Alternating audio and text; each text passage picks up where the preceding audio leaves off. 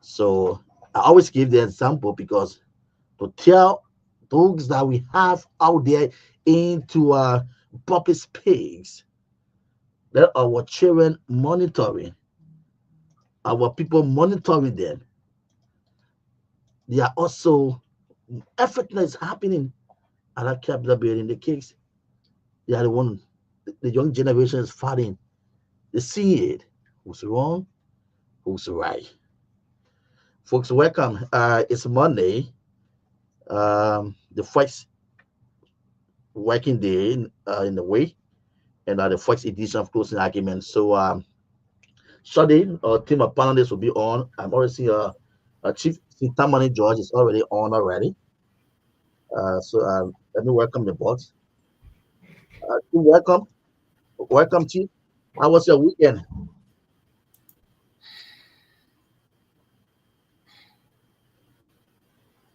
Man, check here. I don't know what he getting me. Chief, you're on. Welcome.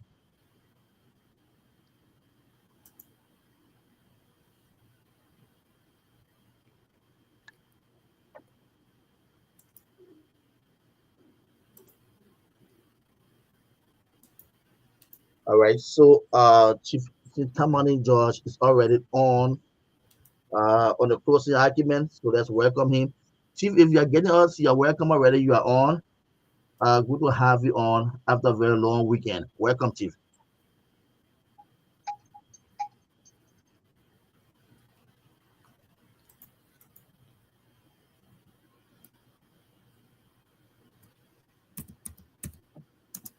All right. So I think I'm gonna check out the song.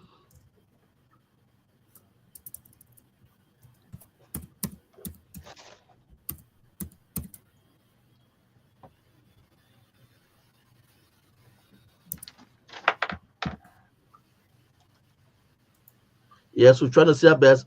Chief, are you getting us?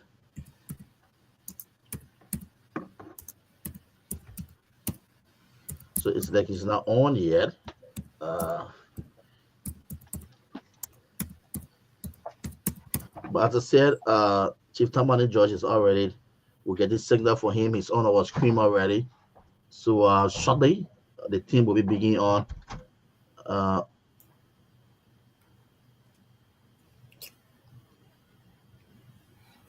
so today's morning, as I said, folks, it's closing argument here on 2FM. We run this program from Monday to Friday, 9 to 12 midnight. That's the time. And our guest is always on the first segment. So I know by at this time up to between 10:30 11 o'clock, the first segment will be closing with the Honorable Lawmaker, who is in studio already. Honorable Samuel Enders from District 6, Maserado County. He's in studio already. So he's on the first settlement here on closing argument. And as soon we get full signal or audio for the team, we will be joining the guys in shortly on the program. As I said, we are getting signal from St. Taman and George on the show, and Right. we'll shortly be beginning on so we can talk. This is the only platform we give you the opportunity where you share with us. You have your say, your view on this platform. We give you the opportunity. It's not against. It is open, and I call it open my platform for Liberian people. So we give you that opportunity.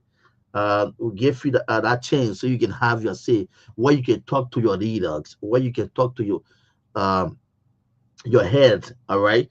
So I know some of you who monitor you already do by your radio and also on Facebook, closing argument, you're already getting us loud and clear, and seeing our guests is already in studio behind the screen, Honorable Samuel and so we are waiting on our team of panelists to shortly join me and the rest of the guys in here so we can thank you this live conversation tonight on the program with the District 6 lawmaker.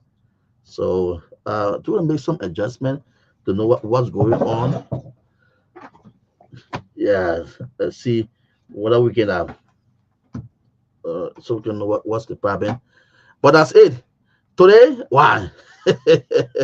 Look, today with all the happenings at the Capitol building today, I was just a little bit confused. I think I said Representative Anderson is in studio. I said, but what, I'm confused. Well, what side or whose side? And the guy said, what's happening at the Capitol building? Is it a Trump fair window bust or open or what? Our lawmaker just who leaving for this side going to the next side, and who to the that's just how. But there's certain thing that touch me on today activities. See, are you getting us? We try to You can we hear put it me? on, but we're getting audio from your end. You Can you getting hear us, me? Chief? Can you hear me? Can you hear me? Yes. Okay. Let's see. Can you Sorry, hear you me? getting us now, right? I hear you, but can you hear me? Yeah, yeah. It's perfect. Thank you. Welcome. Yeah, but Welcome. tell Myean, I still not in control. I don't know what's the problem, but we'll start the show. Okay. Yeah. They are monitoring you already. So, trying to see whether we can make some adjustment. But you are live. We are getting you clear, both the radio and on Facebook. So you are very clear. Mm. I Is it still not okay in for your control. end now? I still not in control. That's a problem. Okay. But we can start. Let's go. Oh, okay. So that's it. Welcome. After a very long weekend. Welcome, Chief. Welcome. You can hear me? Yeah, you are clear. Go ahead. I'm getting you clear. You are clear. Go ahead.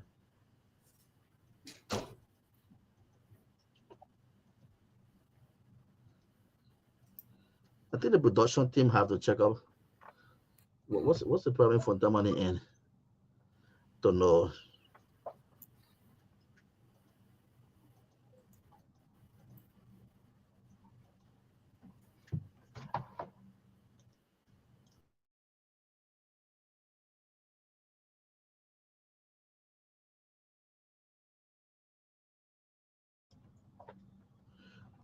All right. So, Chief, if you are getting us the guys and say you are clear, yeah, and we are getting very clear yet, so there is no problem.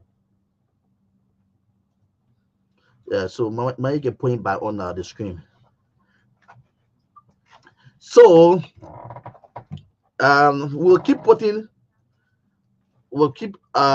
fire, keep our government because why the pressure comes on you people is that when you are coming into power, when you coming into leadership, the message in which you take to your people during your campaign time, that message you take to your people is why they hold you responsible.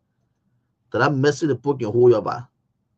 So this is why when you get into power, when you take office, the pressure rests on you. The pressure rests on you as government. And in your sense that whatever you told your people, that if you give us the opportunity, if you give us the power, if you give us that authority, this is the change that you maybe yearning for, the change that you hungry or you tested for, is that change definitely going to bring or provide for you people. Now, when you come into office and you then try to slip off, there were your people try now to question you. I saw the NMP and they said John security today, they took the screen in the car and going around blowing horn, bum, bum, bum, bum, serene and other stuff for protesters. It was a tense within the security officers and students of the University of Liberia today. But in the same time, I saw them, going around the city, going around the town with the truck on a patrol because they heard that the students said going to to take the street, which is the right. So government took the time today to put joint security outside. And there are some people who were supporting it. There's some people who were really supporting it. Or I saw it on the social media. I saw names I don't know call. Okay, you get us now. LMP is in full control. You get us now. LMP that the security is tight. You go protects. We saw them. And if you think our government think the step they took today is setting up of good image. Okay, let's start, man. Let's start. Well, yeah, the guest is yeah. Get going because let Myean work on my stuff.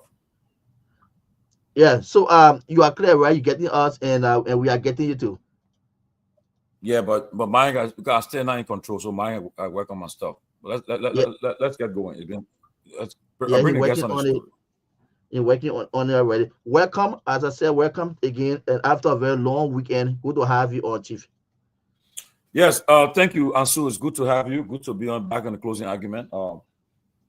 This morning I had to do my how to call it? Did some medical procedure called colonoscopy, where they put a camera in your body and check you whether you got any cancer or stuff on you. I was sedated for a couple of hours. I didn't work today, so I have to go to the hospital soon this morning and do that procedure. And at least one of the blessed to be in this great country. You have the opportunity to check your body before anything happens. So I was able to do it, and by the time I look, they put me to sleep. By the time I look, I was up. I didn't know what happened.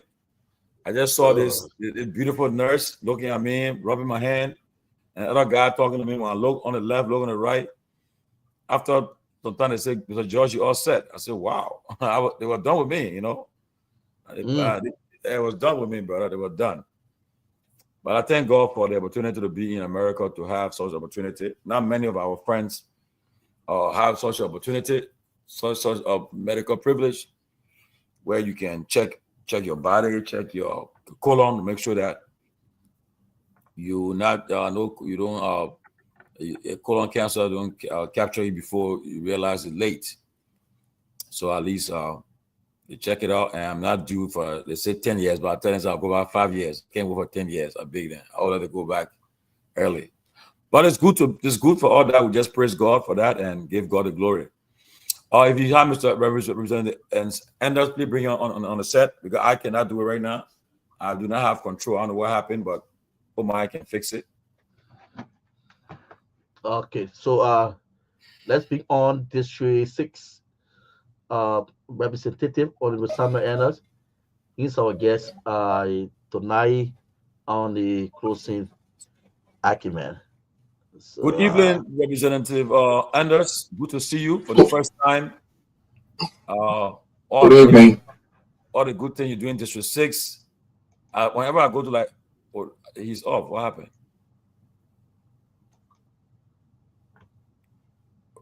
I can't see the representative. Yeah. Just be flowing. The guys don't set up his camera. He's already on.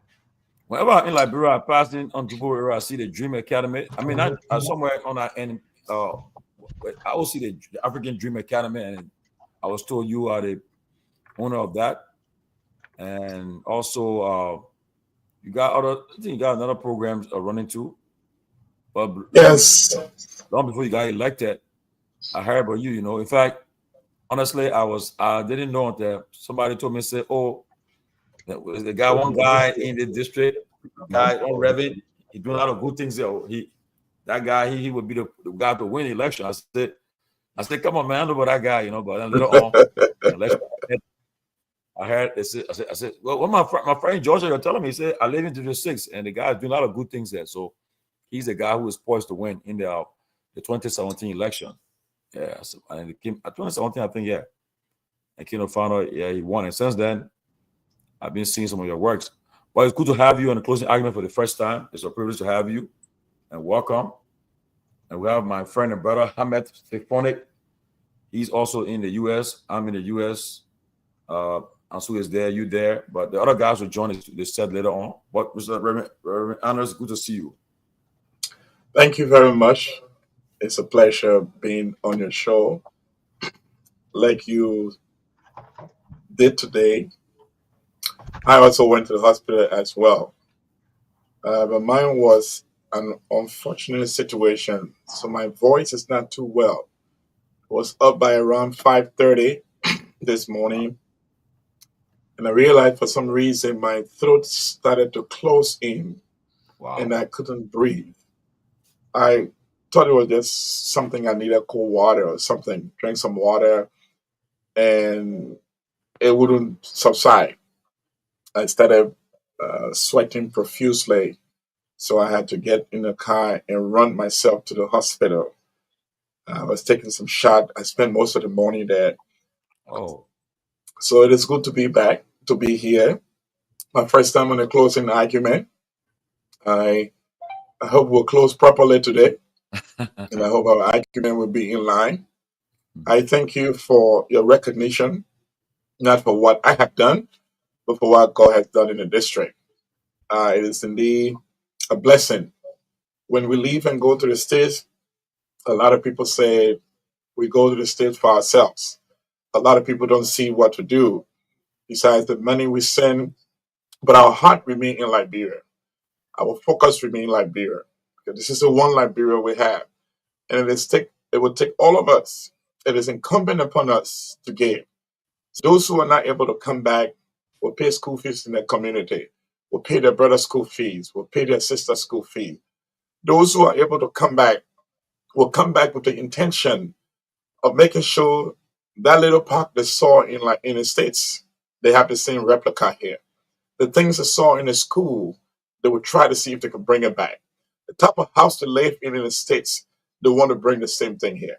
They want to provide jobs. But all the fingers not equal, and everyone is not equal. But everyone trying to do the little they can. And so some of us will start a 501c3 because that's the best way to get support in the States. Come back to Liberia with the intention of making sure you impact the life, not to make sure you do work so that you are elected. So I'm grateful to God. I went to the state December 1996. 98, I came back to Liberia and I started the VBS, which is the Vacation Bible School. We have about 28 children at the Painesville Town Hall. And today we continue. What a blessing. And I thank you for this show. I watch the show intermittently. And I thank you for the level of representation that is being made by your panelists. And I want to hope that God will continue to use you, use the team to enlighten our people, to speak on their behalf, and make sure that their quest of true representation is felt on this show. Amen. Amen. I want to say thank you and thank God that you were able to make it to the hospital today and you took care of it. Just praise God. As you have Dr. Henry Peabody, he's here too, and Ahmed Fofana, and the other guys will join us as the show progresses. I want to say again, thank you and praise God for you. And it's a pleasure to have you. I will Thank give you. the to Reverend Peabody and Dr. Ahmed to give that intro, and we can get going.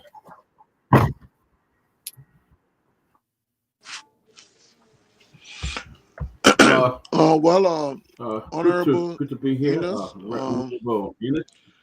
it's good to have you tonight. I think you represent one of the few lawmakers who got elected as a result of the impact long before attempting political office you made within the community in the district. I think you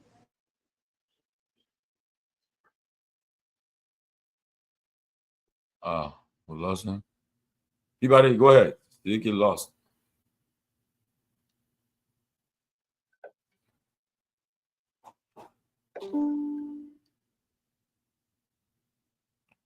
I Peabody. think we have a better system than you guys. Our internet is much better than what you have in the States. That's That's true, though.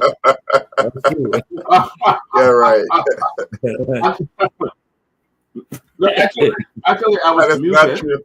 but otherwise, it is great, it's great to have you.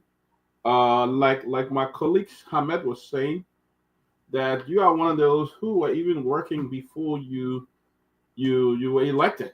In fact, we follow you a couple of years, uh, and saw that you have already made an impact. So when it came to electing you as a leader, there were no, I don't think you had any problem there because you already have worked for your people. And it's a delight to have you tonight. We're looking forward to a very fruitful conversation and to talk about what's going on. I'm glad that you one of those who have stood on the side of the law, and you have not wavered, you have not changed, and I think Liberians are very much appreciative of some of the action that you've taken as the representative of your district. So we'd like to welcome you. We're looking forward to having a very excellent and fruitful conversation tonight. So welcome, sir. Okay, Thank you so much.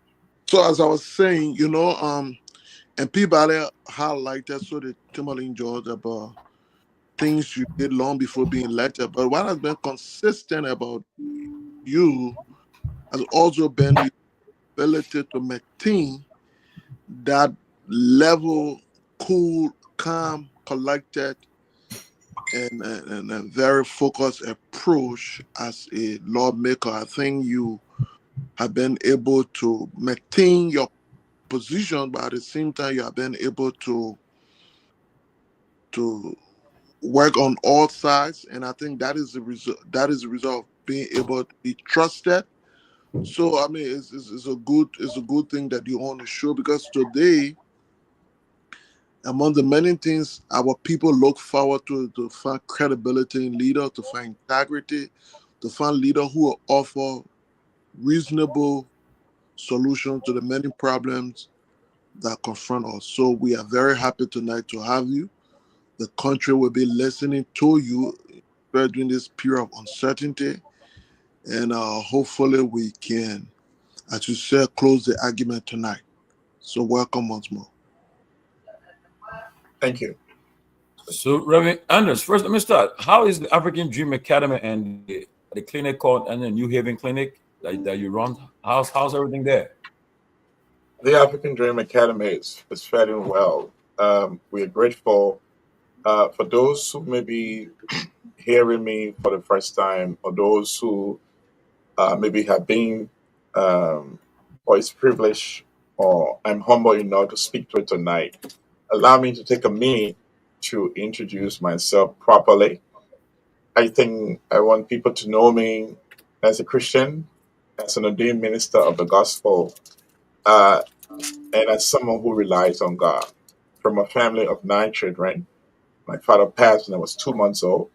Wow. I lived most of my life in gold mines, where I searched between the garbage for food. It was through that I saw a magazine. It's a magazine that my children were in book bag, and I want a book bag. Someone told me to get a book bag. You had to go to school. I found myself in the third grade as a 15 years old man, living in Liberia during the war. And it is in the heat of the war that I wanted to know, where was God? The EOW missionary was being evacuated.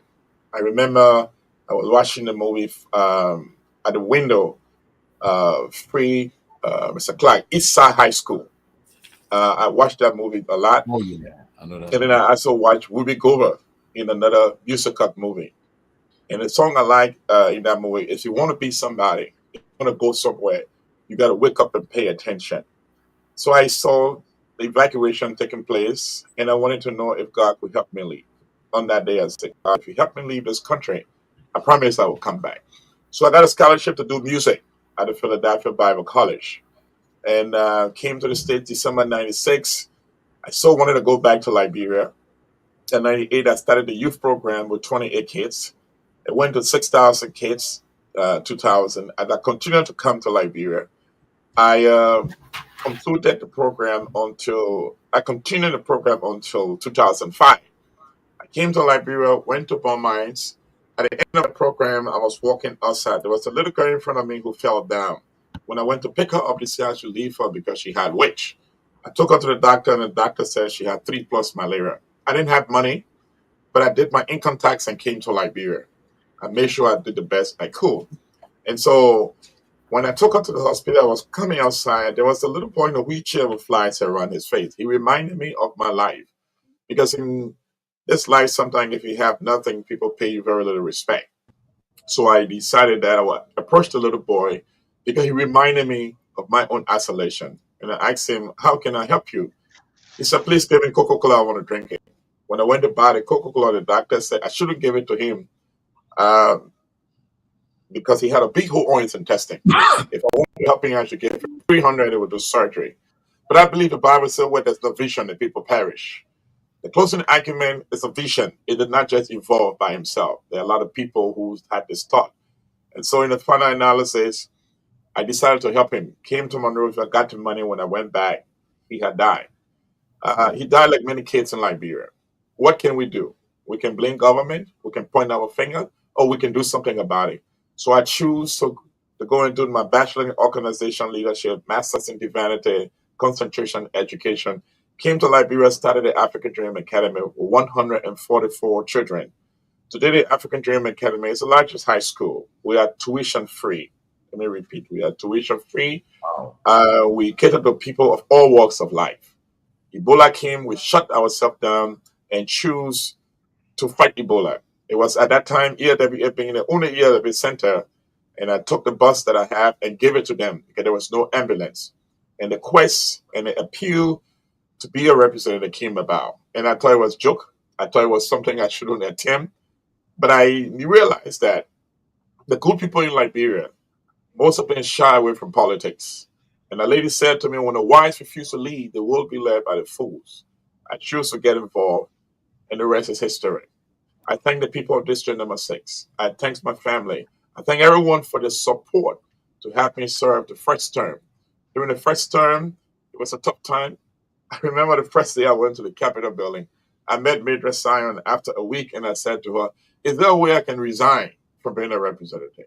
Because I wanted to be goal. I'm a goal-oriented person, action-oriented, making sure some of the things we needed are in place. And as God will have it, we did the best we can. We went to the Capitol building, working very hard to provide education, healthcare, businesses for our people. So the goal was to maintain that and be able to work with people in the community and focus on little projects that will be able to empower them, that will help that lady. So I started the school. Later on, I realized kids who came to the school uh, went home to homes that were broken, mothers that were loving but didn't have the opportunity to help the children. So we decided to include the vocational school to offer computer, to offer tailoring, to offer catering, to offer electricity, to offer plumbing. And people would say, but the school is a man personal school. Well, the amount of children that go to the school, they are not mine, but it's an opportunity for our people. The amount of women that go there today, most of them, their life have been changed. They're making a difference. So we're grateful. So your question of how is the district is doing well. There are a lot of things we could do. We are grateful to the past government for electricity, the substations that were built. We're grateful for the roads that were done. We're grateful for the transformers that changed our community. We're grateful to the present government for continuity, for continuing to finish the road project. We are thankful for the little projects that are doing in our community, grading the roads and making sure it's okay. We're grateful for the water tower that were built on a rock hill because the rock hill community suffered for water in a long time. The only thing we are appealing that this will become functional, that will be able to help the people of our district. We're grateful for the renovation of the community school, which is the Kinija High School.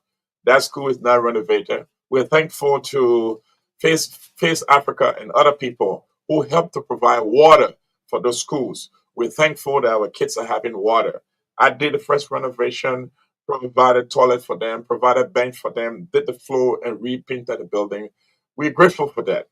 So I think there are a lot of stuff that go on in the district, and our district failing well. But our district could do more. Number one, I'm telling you, Mr. George and panelists, our district is infested with drugs. You have a lot of young people who are struggling, who have great future, but they are on drugs. But if we only focus on the kids and not try to deal with the people who selling the drugs, it becomes a problem. So what we've done, I will give you an example, a very bad example. There's a school in the GSA Road called the YMCA school. That school caters to underprivileged kids. That school has been shut down because around the school there are drugs activities that are going on. They have engulfed the entire community of Gulf. The community people tried, they couldn't make it. The chairman and other people did their best. So that school shut down for fear of the life of our people, threat and intimidation, the attacks on the teachers and other students. So I went there last week, about 2 weeks ago. We broke down all the shacks around that school. Our goal is to open the school, get Nigerian children back in school. We broke down all the shacks around that school. We spoke to the DEA.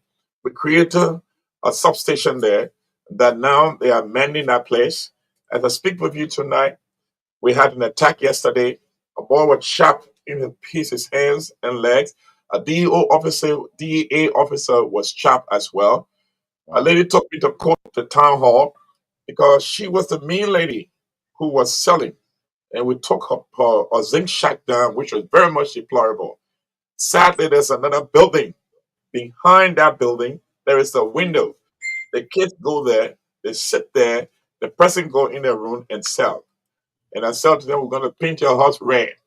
Every house that you have drugs selling in should be painted red. That's the first step to let people know, be mindful of their house. The next thing we have to see if we can take them to court, because if you don't deal with the source, you are wasting your time. So our district will do better. We are grateful as we are, but we are failing well. There are children out of school. There are women who want to do business. And there are a lot of people who are also trying. A lot of people in the community who's doing well. That's a brief update of our little district. Wow. Wow. That's a lot to unpack. That's unpack. But that's good. Happy to hear that. Uh but we'll just go straight into our questions. My first question is, let me ask you, you are serving your second term as a lawmaker. It's your second Yes, 6-year sir. term. And can you tell us what were some of your accomplishments in the first term, like a bill that you put forward that impacting the lives of Liberians and your district? Thank you very much. There were collective bills that were put in place. The first bill that all of us did was this whole dual citizenship bill. The other bills were passed collectively. I put up 5 bills, 6 bills called the Great Gift Bill. I'm thankful we're gone for the second time. Sadly, because of this whole impasse in the House, I'm not being able to go back to that bill. One of those bill was the Great Gift Bill. One of them was the Liberian Decent Healthcare Bill. Mr. George, if you are sick in Liberia and you go to any hospital, you must pay before they can treat you. If you don't pay, they can treat you. The decent healthcare bill states that any Liberian who is dying in an emergency circumstance, whether you are giving birth or not, when you go to a hospital, you should be treated and be charged later.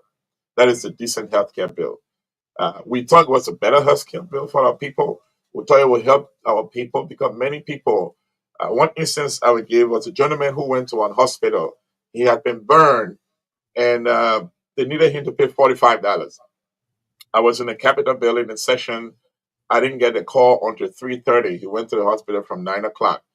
When I got the message at 3:30, came back to the hospital where he were, paid the money. As soon as he was admitted, he died a few minutes later. Had he been treated earlier to that, I think we were going to find the money later. So we thought a decent health care bill was another bill that would help. The Carver Christian University, Carver Mission have been in our district for a long time, and they have been in the Carver Bible College, and a lot of people frown on that. A lot of people couldn't go there. We were able to help that university to become a university status today. It has blessed our community. It has enabled them to train other people. It has enabled them to come up with other departments that will impact the life, build the human capacity in Liberia. Unfortunately, the Great Gate Bill as NAPA, it got stalled in the committee rooms. We are hoping to be able to go back and reach those bills once the impasse in the House had come true. There was a lady that came to me, and the lady said that she was married to a gentleman, and the gentleman went into the States and left her. But before leaving, they built a house. Well, he married to another woman, came back to Liberia. The child they had, both of them, he did not legitimize that child. Because of that, the child had no access to any of the property. So we brought a bill that will be able to say no matter who you are, once you have a child by a woman in Liberia, you should be responsible for that child. I think if we wait for people to legitimize the child, some people will refuse to do that. The bill, those who prefer the first bill, I think, had many properties in Liberia. They felt that if you had a child out of wedlock and just don't put any roadblock, such children will go after your property. As a result of that, many people struggle. So those bills align, but I'm grateful that one bill, the Garguah Christian University, will pass as a bill that I prefer, besides other bills that we all did together, including the dual citizen bill. Okay, thank you. I will go to my colleagues for questions, and I have some couple of questions, but I will let the other guys chime in. So let me go to Peabody, then Hamed and Pewee. Honorable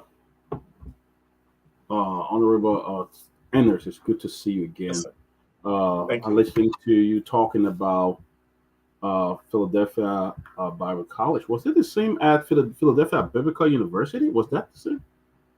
Yes, it's now called Korean University. You know, my daughter graduates from the university next week Saturday, and I live like 20 minutes from Carey University. My daughter goes there and she graduates next week from that school. So it's interesting to hear you talk about it because it was changed, to Carey University. That is interesting, very much interesting. So, but good to have you. You talk about the drugs in your community and how bad it has become. And we see the challenges you are having. When President Barker took over, the first thing he did was to do a drug test. And I know that brought a lot of hope to you that you have a president who's going to be fighting drugs in our country, who's going to take action because he encouraged all his officials and everybody to do a drug test. Have you reached out to them, those he had put in charge? Have you reached out to them and to really confront them with the issue that is faced? Your people are facing. Yes, we have done that. But what I think I have done, I need to do more. Um, what we're trying to do as a community now is to do documentation rather than just going to a minister and say, hey, this is killing our community. It's to do documentation. It's to present some plan of action. We think it was laudable, it was commendable by the president to take the test, but we think it would be good to do more than that. So that's why the community have come up with some plan of action. Number one is a draft letter to the president, the Minister of Youth and Sports, the Defense Ministry, and other people. The next step will be to begin to put guard in the community, identify those homes who are selling the drugs, not those kids who are taking the drug, but those who are selling the drugs. Once we identify the home who are selling the drugs, it's to respectfully confront them. Once we confront them, we want to ask the authority to allow us to identify the home by putting red paint on them so people know that these houses are selling drugs.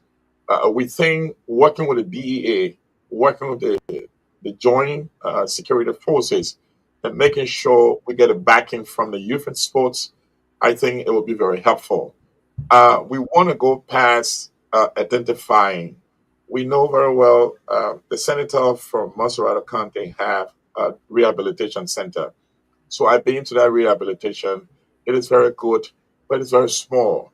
In my district alone, we have over 81 ghettos that sell drugs in the community. They can fit there. So we are thinking of identifying locations that our proposal will include a drug center, rehabilitation center, that all the health centers in the district, all the clinics in the district will agree with support from the government to be able to help flush those things out of their system. So to answer your question directly, we have approached, but we have not done it. We have not documented our approach. It has just been partially. But what we try to do now is to document, write a letter with some recommendations to help address this issue. All right, my second question before we move to our next colleagues is, yes, you said that you in the past, I know we continue to attribute our situation from the war, but the war been over more than 25 to 30 years. One of the reasons I believe it has been bad governance, and we have not been able to tackle some of the issue we have when it comes to drugs and others in Monrovia. We see in the past we had like the Catherine Mills Rehabilitation Center that was probably dealing with people who had mental health and all of that. Uh, do you see a bigger picture in coming out with a bill for either the rehabilitation or the construction of a major rehabilitation drug center that really help our people? Because apparently, even if people agree to get help, they're not getting the help because we don't have the facility in that country. So what we do you could you say, look, I'll come up with a bill in the next few months, a few years when we get back and everything in place so that we can put this together? So you are very right. Uh, I think the president taking the test was good. We expect to go more than that. I don't think everything has to be a bill, but what this is what I would like to do on this show tonight. I would like to work along with you and other people in our community. Yeah, we have the catering mills on the Dupo Road, but it's a very small location. They have restrictions when you can go, when you cannot go. But I think we would like to see a bigger picture of that. There has to be truth to our call to fight these drugs. I live in the States for many years. You live in the States for many years. Almost every community that's infested, there are programs, there are substance abuse programs. You don't have that in Liberia. A lady came to me when I was in a community 2 weeks ago. She wanted to send her grandchild to a rehabilitation center. They were charging her $800. Registration was 300. She doesn't even have money to buy rice to eat. And how's she going to do that? So I think I would like to work along with you and those who have approached in my district. Let's do this proposal. We find a location or we ask government to find a location and let's do follow up. Let me have a copy to you when we put on the floor. The thing that discouraged me about a lot of bill is people say if we just sign the drug law in place, things are going to be better. So we work very hard. We signed a drug law bill that anyone who's caught with drugs, when you're arrested, you will go to jail. You'll be there until prosecution. Everything is done. There's no bill for you at all. There are a lot of laws on the books, but the implementation of these laws are creating a lot of problems. People are coming through our ports with drugs. They continue to slip through these systems. I must commend the DEA. They are trying their very best. There are huge busts that have been occurring of late. But I agree with you. Patrick Mill is a drop, less than a drop in a bucket for the number of people who who are dying. The two young kids were all on Facebook who just died with overdose from the drug situation. There are a lot of people who struggle with the children breaking in the house, taking their things, their pots, their dishes, selling it to be able to do drugs. And sadly, these girls who are then funding themselves in these, they are impregnated. So they had these kids who are also drug infested.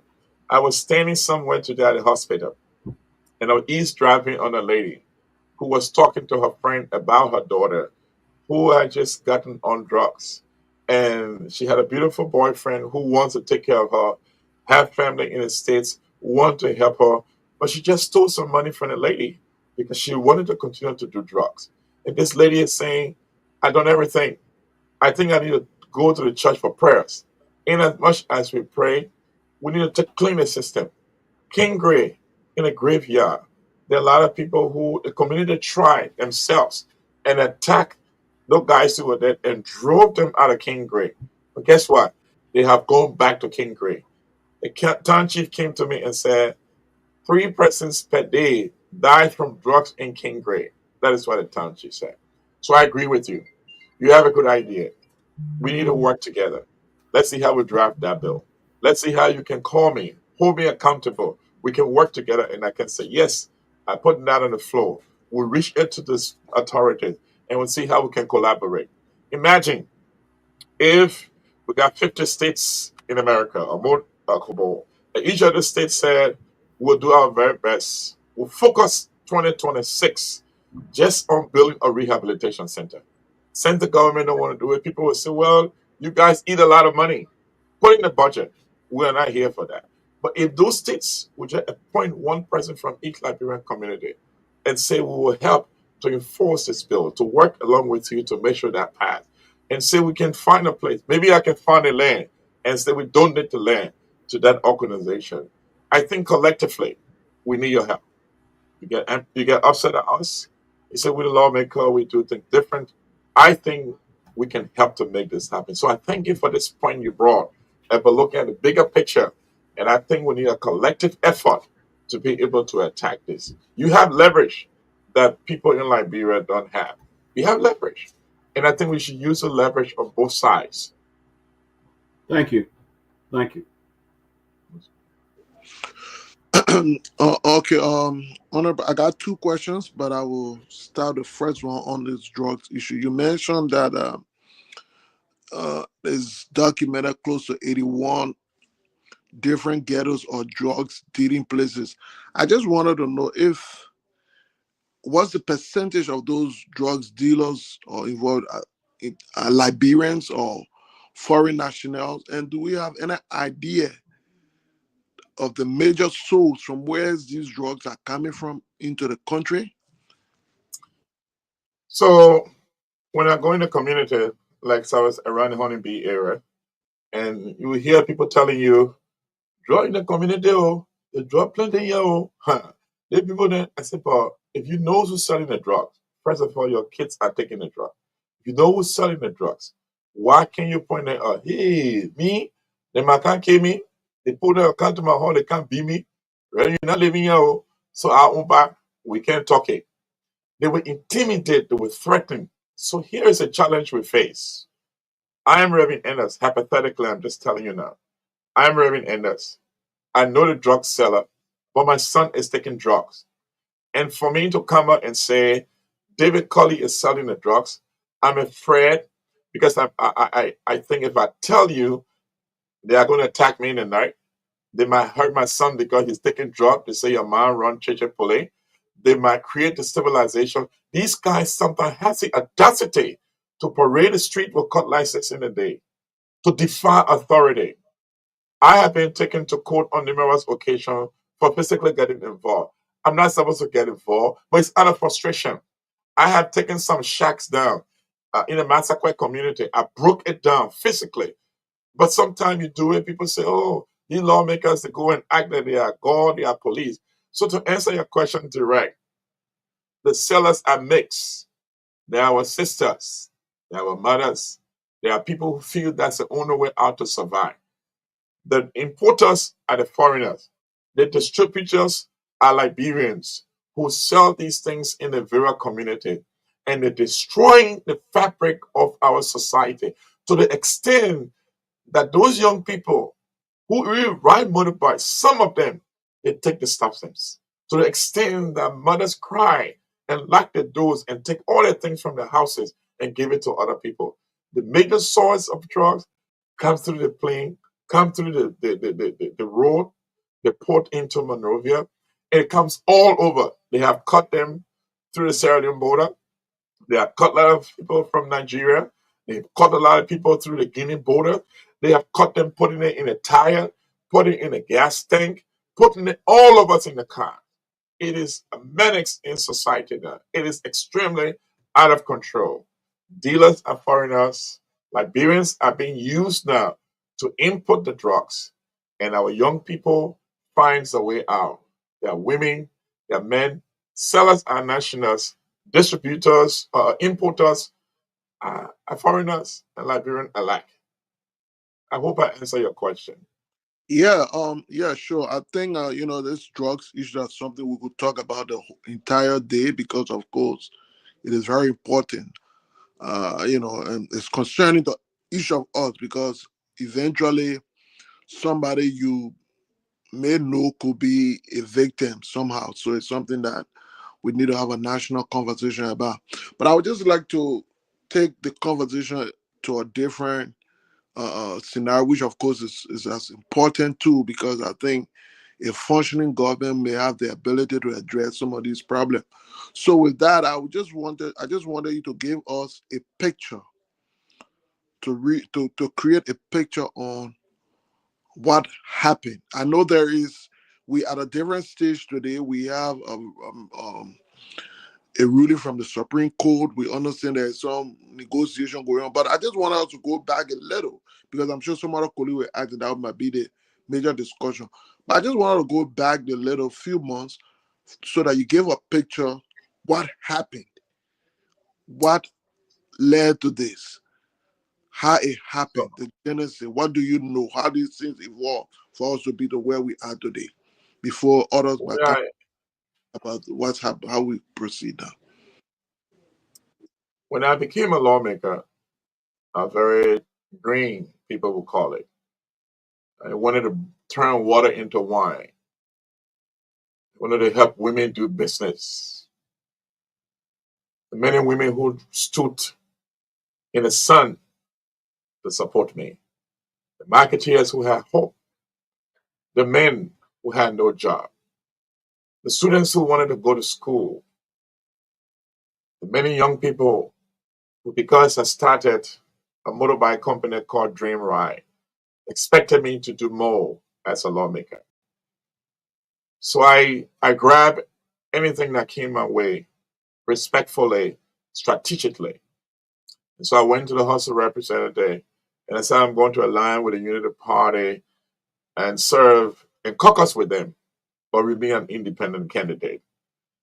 And I began to work, but realized that people continue to say the lawmaker has power. But the president of the Republic of Liberia has the ultimate power in this country. People don't understand it. What the president wants, the president get it. And people say, oh, don't say that. You're a lawmaker, you shouldn't say that. If I was there, I would do this, I would do that, I would do this. Until you get there and realize it is about a number, it is about money. And so every time a bill came, we knew very well Buffer Chambers was from the CDC. A bill that came from the president had called him, decision has been made in a speaker office, it's brought on the table. My brother, trust me, you go up, you come down. They know who's going to call to talk. They know who's going to accept the bill. They know who's going to accept the agenda. And that's it. If they don't want to accept you, they're not listening to you. And all over this place, people started insulting us. You are 4G lawmaker. You don't know what to do. You are toothless bulldog. You are this and you are that. You're passing the rule. People are insulting you. Go in the community. They say you are stealing. So I made up my mind that I'm not going to vote for anyone who will come from the regime or the speaker or the president to be speaker.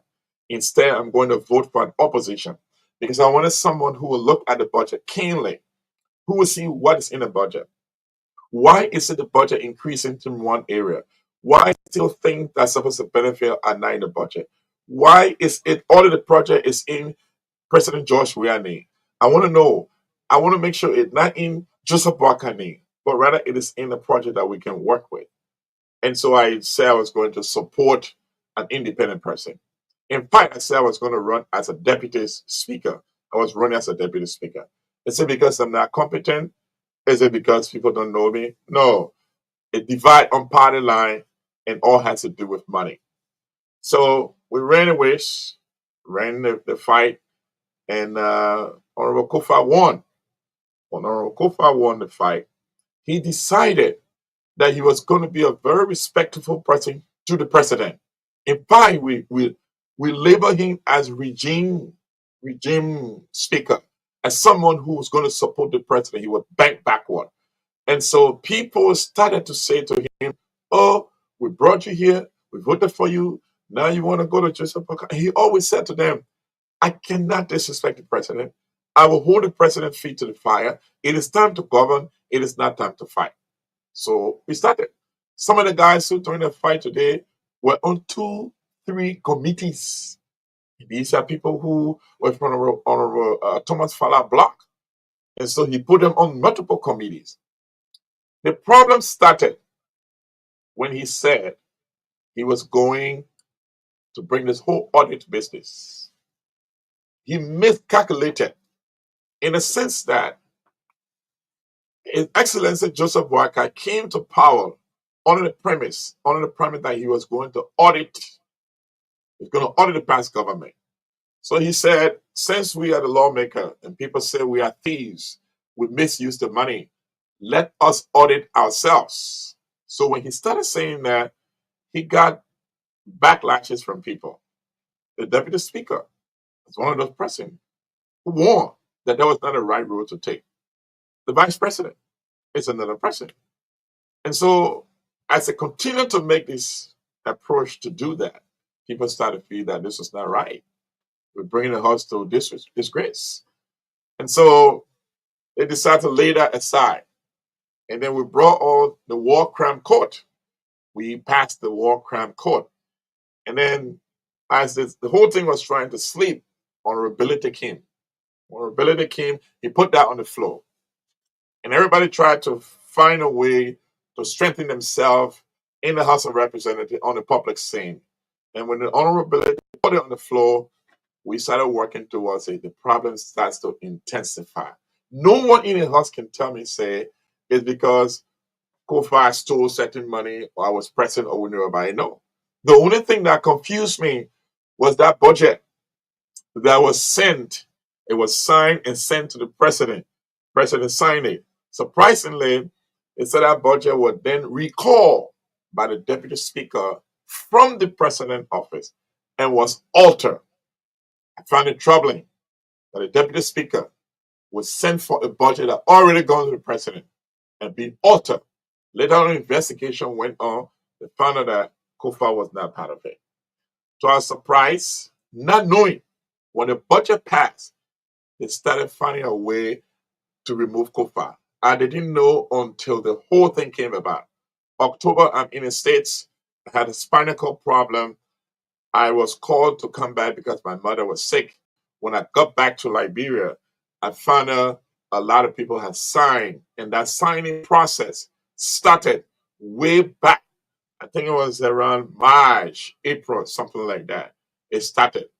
Some people said June, but I didn't see the paper, so it started. So when it started that process, we went together and said, listen, there is a process that needs to be followed. I'm sure these guys are making. The process is, if you want to remove the speaker, you get 49%. Once you get a 49%, you go in the chamber, you sit in the chamber, and you say, hey, Honorable Speaker, this is what you've done. We don't like it. You stole from us here. These are the evidence. He recused himself. We have someone sit there. We go through and take the last vote. If the 49 comes up, then we remove them. We remove the speaker. I thought that was the process. That is what we're supposed to do. Unfortunately, some of our fellows, our colleagues, the honorable men was taken to Kenija Hotel. Who took them there? Who paid for them to be there? Why they had to go to Kenija Hotel? Was it because they were not trusted? Was it because they didn't believe that they were going to withstand the test of time? So they were there. They were harbored. They were escorted on a daily basis on a police escort while we went to work. And we started to talk to our friends. Listen, we have to come together. Let's follow the process. Let's do what we can. First time in the history of Liberia, a police officer entered the Capitol building with batons. And I watched my friends who were standing 1 feet next to me. They were beaten. Their hands were broken. People laughed at them. It was disgraceful. This was our capital. This was our lawmaker. And it continued to spiral from one step to another until Kofa duties were taken away from him. And I think once Richard Cohn was called a speaker at the time, and they say he was the majority speaker, I expected him to reach out to other people, even Kofa, and say, listen, we have to bridge the block, we have to bridge the gap and make sure how we come together. I can say no one called me. No one ever called me. In fact, they say I'm stubborn, but no one called me to say, Reverend Enders, this is what we need to do. We begin to see how best we can work together. But it continued to spiral out of control. And then the worst thing I would tell this platform, that really created a serious problem that's dragged this thing are two things.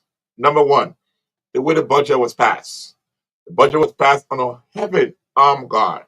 I think to be able to see the level of the level of interest, and the rush to pass the budget was mind-boggling. Which is surprising that the people that I know will be able to do that. The last thing that caused this thing to go this far. You look at all of our friends, 8 of our friends, we're all standing together. You suspend them. I took a loan to build a hospital that I'm building that should be opening very soon. So I'm owing the bank a lot of money. So every month I pay $10,000 to the bank to cover that cost. Other people take loan to build road in a community, to buy a caterpillar, to bring it to great road in a community. So those people don't get paid. The money is used to service the loan, and you suspend them. So every month you miss is double because the interest is like 14 to 20% on the interest. They cut those things so everybody go in red. How can we have stood aside and allow our friends to continue? So we said no. Keep our friends. Don't suspend our friends. Get them back. Let's see what we can do. Well, from that time up to now, all of the finances that was going to the bank, there's nothing there. That's why it became very discouraging. If you take the people's salary, put it in the bank. Let it remain there because you already have a salary. Why use them? Why do that to other people? So they continue. As I speak to you today, I'm also suspended. I'm suspended from the house. So as we begin to work and find solution, some people get ducking their heat. During Christmas, we have what you call constituency visit. It's 15,000 that's given to go in your community, do other stuff, and do project. That money was taken when they passed the budget. So we made a request to the president in December to refund that money. And to talk to them to give our portion, they said was in the bank. We met His Excellency Joseph Barker at his house. I'm not saying they say. Koga sat in a meeting. And the president said, I will call the finance ministry to get that. And Koga lifted up his finger and said, it will never happen. And up to today, as I speak to you, it had never happened. They continue to be emboldened. They continue to look at their friends. They continue to attack their friends to the extent that things just got worse. And they suspended more people. And we are saying, let's solve this problem this way. Bring all of our friends back. Give what you take from them. And let's move ahead. You say you don't want the person speaker. Let's begin to negotiate. Let's do the best we can until this thing went to court and it had come to the place where Supreme Court has said, as I conclude my statement on this matter, Supreme Court have said, you can be 1,000 in any room. There's nothing called majority. As long as the presiding officer is seated or is in this place in another room and he had not refused to come, that place where you sit with your 1,000 persons is ultra-virus. It's against the law. This is not how it will work. For His Excellency Joseph Parker to be president of the Republic of Liberia, we need 50 plus 1 vote. So 3 counties cannot come and say they are majority, they got the largest number, so he shouldn't be president anymore. That is not going to work. You must go for second round. That's why we went for second round. And so that's what got this thing what it is today. Where few persons feel that because I'm being backed by the executive, I will let these people know now I had the power. So I'll remove you from all committees first. And there's nothing you will do about it. I challenge you to do what you can. I will flank in your face. I will come with police escort. When you talk, the police will beat you, and there's nothing you can do about it. We will cut your salary. We eat that money. There's nothing you will do about it. We will take everything that belongs to you. There's nothing you can do about it. So I challenge you not to come. And we have nothing. So we say we stand by the rule of law. Not that we're standing by Kufa. No, and I can say it here today. We are at the end of this thing. Let it go down in history that I didn't sell my belly. No amount of money will get me to sign. I'm going to do what I can to let people know that something good can come out of Nazareth. That's where we are today.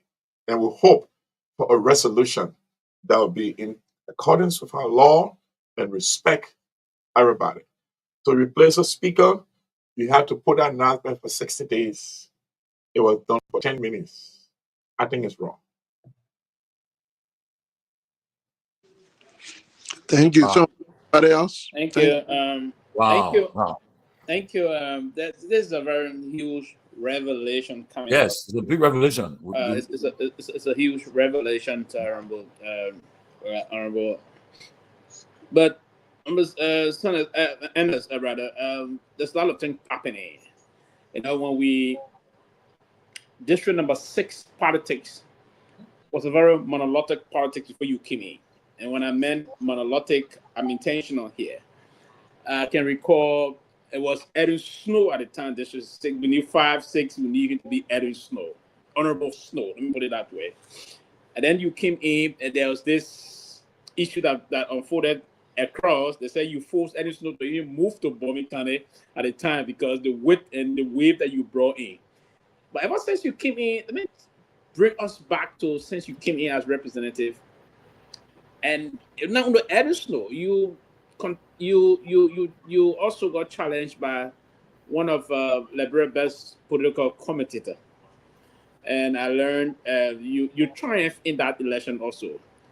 But ever since you did that, I just want to come back to us because I'm seeing from those that are following the show, and some of them received some messages. You're increasingly popular, and this process about the school and the health process you brought in the district, increasingly just catapults your popularity, your approval rating went sky high. But there are a lot of folks that are now saying you are kind of a unilateral individual. You don't consult your constituents. You always believe that you are the only person that will make the decision you move forward because you believe you're popular with the ordinary people. How can you take some time to speak to that? That folks are now saying you consider yourself popular with the ordinary people, but you are also used in as a scapegoat or as a springboard to achieve your own personal motive. How can you speak to that? Thank you so much. I think the question is in place. So let me touch on a few things. One, it's something that called 501c3. That's how I support my school because I'm not able to get money from Liberia to support the school. So fiduciary responsibilities is very important. So if I raise 20,000 per month, I raise 21,000 every month to pay my staff. That 21,000 covers the staff salary, it covers operation, it covers the whole running of the school. Unfortunately, it cannot cover food because my staff salary is about 20,900.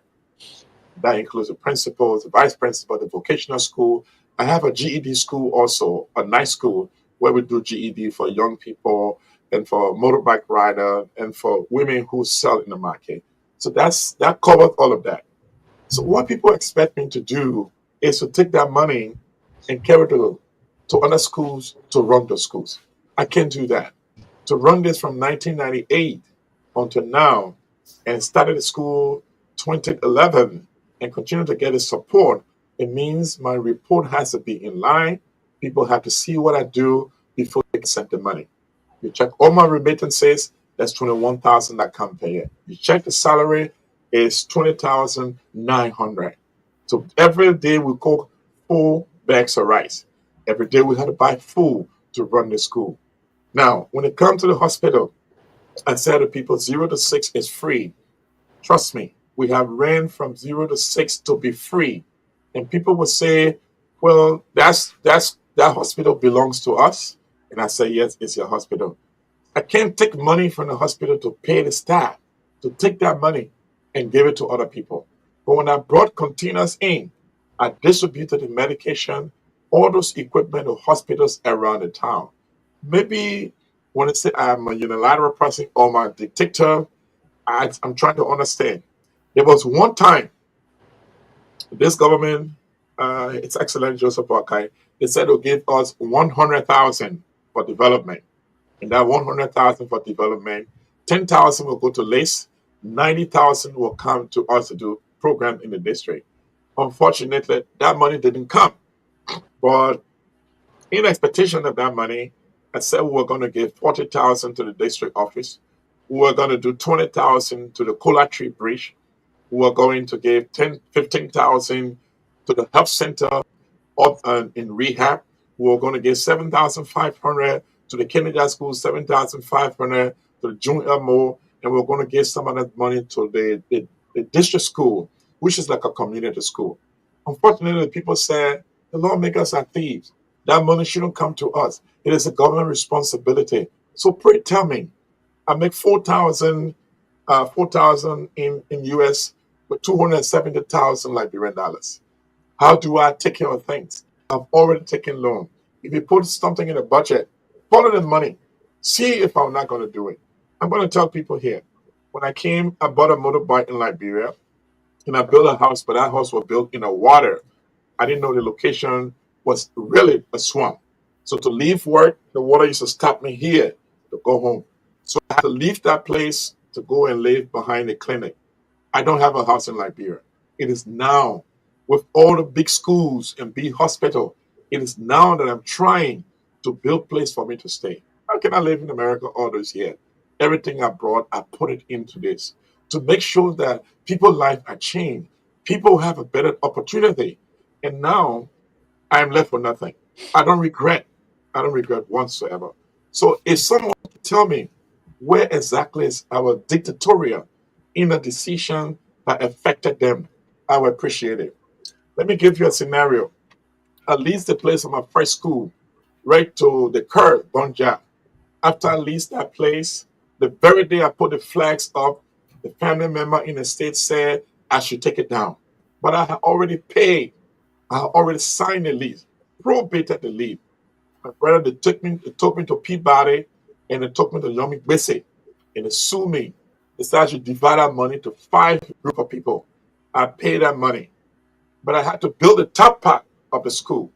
After I built the top part, time came my lease would expire. They told me to leave, and I asked them for my money. The agreement was that I would get my money that I pay to build the up part, or I would get an extension of the lease. They took me to court. Heritage and Partners. I was taken to court, and my lawyer was Samuel Clark. I don't know what happened. I gave the money to Samuel Clark. Unfortunately, Samuel Clark died, and they said we miss an appeal for that money. You won't believe as I speak to you today. I paid that money. It's actually paid 70,000. I asked Justice Yumi Gbese, can you tell me what am I paying the 70,000 for? I asked Peabody, can you tell me what am I paying the 70,000 for? I was never told up to today what I'm paying it for, but I've been forced to pay 70,000. I didn't evade justice because I couldn't. I had to take loan to pay some of that money, and because I couldn't afford my entire salary had been garnished, so I don't get it. So I try my best to be what I can in Liberia, to live a humble life. This is the first time I've ordered a car from California. How I got this car from a friend called Mo in Sacramento, California. I've always bought car in Liberia. Old cars, take engines and put it in it. So maybe there are people who say I'm dictatorial. I don't know how. I don't know when I disrespected them. If they can give special instances where I did that. Because I know when people die, I'm there. I know when house burns, I'm there. I know when water comes, I'm there. I know when people are in trouble to the police station, I'm there. I know when people need food, I try my best. Though it is not my responsibility, but I try to do that. And to upkeep the hospital, the schools, so that many lives can be saved and their future can be what it ought to be. Thank you, Reverend. And I think I'm very pleased, and I did follow most of your activities before, and I just thought to bring this question to your attention. Let me take us. Let's pivot a little bit back to what you previously ended on before I got to you on this legislative impasse that we currently have in the country. Now, there's this news of a lot of things unfolding, and that you guys are close to some level of agreement in terms of this agreeing to this, and you guys will move to this to this. The meeting you spoke of that you attended with the president, and that of Koga even saying that would never happen. Since that meeting, my question is in twofold. So I'm gonna put since that meeting, have you had the time to sit with the president in a meeting related to this particular saga? If yes, what are the outcome of that? And lastly, we are currently getting some information of some deflection. I put it this way, deflection from both sides. I just want you to tell this platform and the audience as to who are those that are deflecting that you know of, and what side are those deflections anchoring? Thank you so much. Yes, we've had a meeting. I think it is disgraceful to go in a community and your people say, "Oh, we send you to work, we don't want to work," and yet you are torn between upholding the law, and then you come down there. There's people who you go in a community, you get this rousing welcome, appreciation. Thank you for standing, for the rule of law. Thank you for what you've done. You are suffering, but it will come to fruition. Thank you for standing for us. You get all these things you are passing, and people are cheering you as you go by. Um, and so you are torn between doing this, and those are people who say, "You're not working. Why you want to eat government money? You're not coming to work, but you eating government money. You don't go to work, they're not supposed to give you the money." So you're torn between these people. So everything we want to do is to resolve it. As you try to resolve it, while we're trying our very best, then Justice Yomi Gbese made a statement. In his statement, he said, the reason we did not attend the State of the Union is because we do not recognize Honorable Kong as Speaker of the House of Legislature. He is not. So that's why we didn't go there. Everything is ultra virus. So we said, but then if the justice is confirming, contrary to what the justice minister said, then this is right. We're not going to go until we can hear from the court. Let the court tell us indeed what they meant. Because in our interpretation, everything that was happening in the absence of the presiding officer is ultra virus. So we are going to stay away until we can hear. And that very time when we said that, they said, "We're coming for you guys." That's when the second suspension came about. So then we decided we'll continue to pursue an amicable solution to this case. So we had another meeting again, which I was chairing to go and meet the president. I was the chair from my side. We met the president, and the president said to us, "You guys have to take this serious. This is for our nation. This is for our country." He gave an analogy where two donkeys was over the stick and they got to the water. Both of them needed to cross, but they got in the middle. One had to make a sacrifice so the other crossed, or they both stand there and not going to make it. So he said to us, somebody had to give up. Somebody had to give in for the nation. And this was just a couple of weeks ago. I was the last week. So our proposal was that you should lift all suspensions and make sure everyone that you owe, you pay those people. And then we can move ahead. That was the proposal. We proposed there's an amicable solution to this thing. Because there are people who were hurting. We felt that you used it to penalize people. You felt you used it to twist their arms. And I'm going to be truthful. What I say in the corner, I will say it publicly because I want that respect tomorrow. And so we spoke. Honorable Kane was on the other side. He agreed that they were going to agree to everything. They were adhere to it. After we left, we told our friends, and we were to come back and make sure that's implemented. Sadly, we came back the next day. Honorable Kane said, "Listen, we have agreed to give in, but what we want you to do for us is to also give good faith. Give us something. Give us something that will show that we can trust one another." And I said to them, "We don't trust because we were here December, January, February, March, April. What we thought have not been done. So it's not okay at this time to agree to that." Somebody will say, "Oh, you want to tell me you're holding the country hostage for your money business?" Well, we say you have to lift the sanction of our friends. Let it come to work. Let's be able to do the work. I was going to work. And I went to work until the justice made that.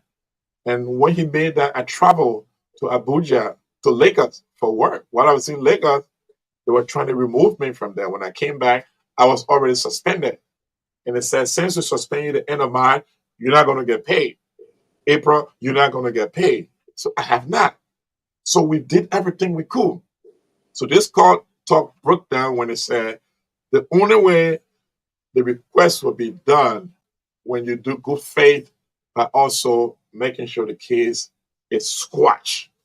And we said, well, let me take it back. I was representing the team, but it was too late. It was the day before the Supreme Court would speak. So Supreme Court spoke. And I expected that after they spoke, just make a pronouncement. All those who were suspended, it didn't have to be a money. We will lift the suspension per our agreement. We want you to come back to work. Let's resolve this issue. But up to now, they have not done. So what did Reverend Ennis do? What did these other guys do? Just because you want to compel them to come. So you say, I will suspend you and I will treat you that way. So that is the issue. So that other talk, it fell short. Now to come to who had defected. Allegedly, there are some friends who are defected. I cannot for sure tell you this person had deflected. I've heard some names like Honorable Bridge, but Honorable Bridge, long time ago, has been standing on her own. She made her statement. Honorable Romeo Queer, long time ago. Honorable Tawawe, I've not gotten any confirmation from him, but I've seen his name on the Facebook. Honorable Priscilla Cooper, a woman I have high regard, high respect for. Her name also came out, but I've not seen any document. I'm one of those persons, I'm inside, but I'm outside. And I like to look at papers who can authenticate, not hearsay or innuendos on things that happen. So I can say for sure this person have, this person have. Now, I saw a writing from DJ Blue, and I saw a writing from Honorable Austin Taylor and Honorable DJ Blue on the Facebook to other places. That being said, I don't have confirmation that they've crossed paths. But I think where we've come, everything in our country is had us scattered. People, in terms of legislative functions, in terms of representation, in terms of meeting our people need, where it's supposed to be. I've had a bill that I'm supposed to put on the floor. I can't put that bill on the floor because I can't go to work. And so I think at this time, we need to adhere to the rule of law. I think the majority of Black allegedly already have the number. It's not going to hurt.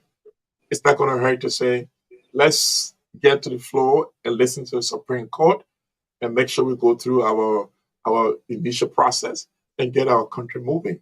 So to answer your two questions, we have tried. The last talk fell down because it was late. We were going into the Supreme Court listing. At this point in time, I cannot confirm names of specific person that I have seen that I can authenticate beside what I've seen floating on Facebook.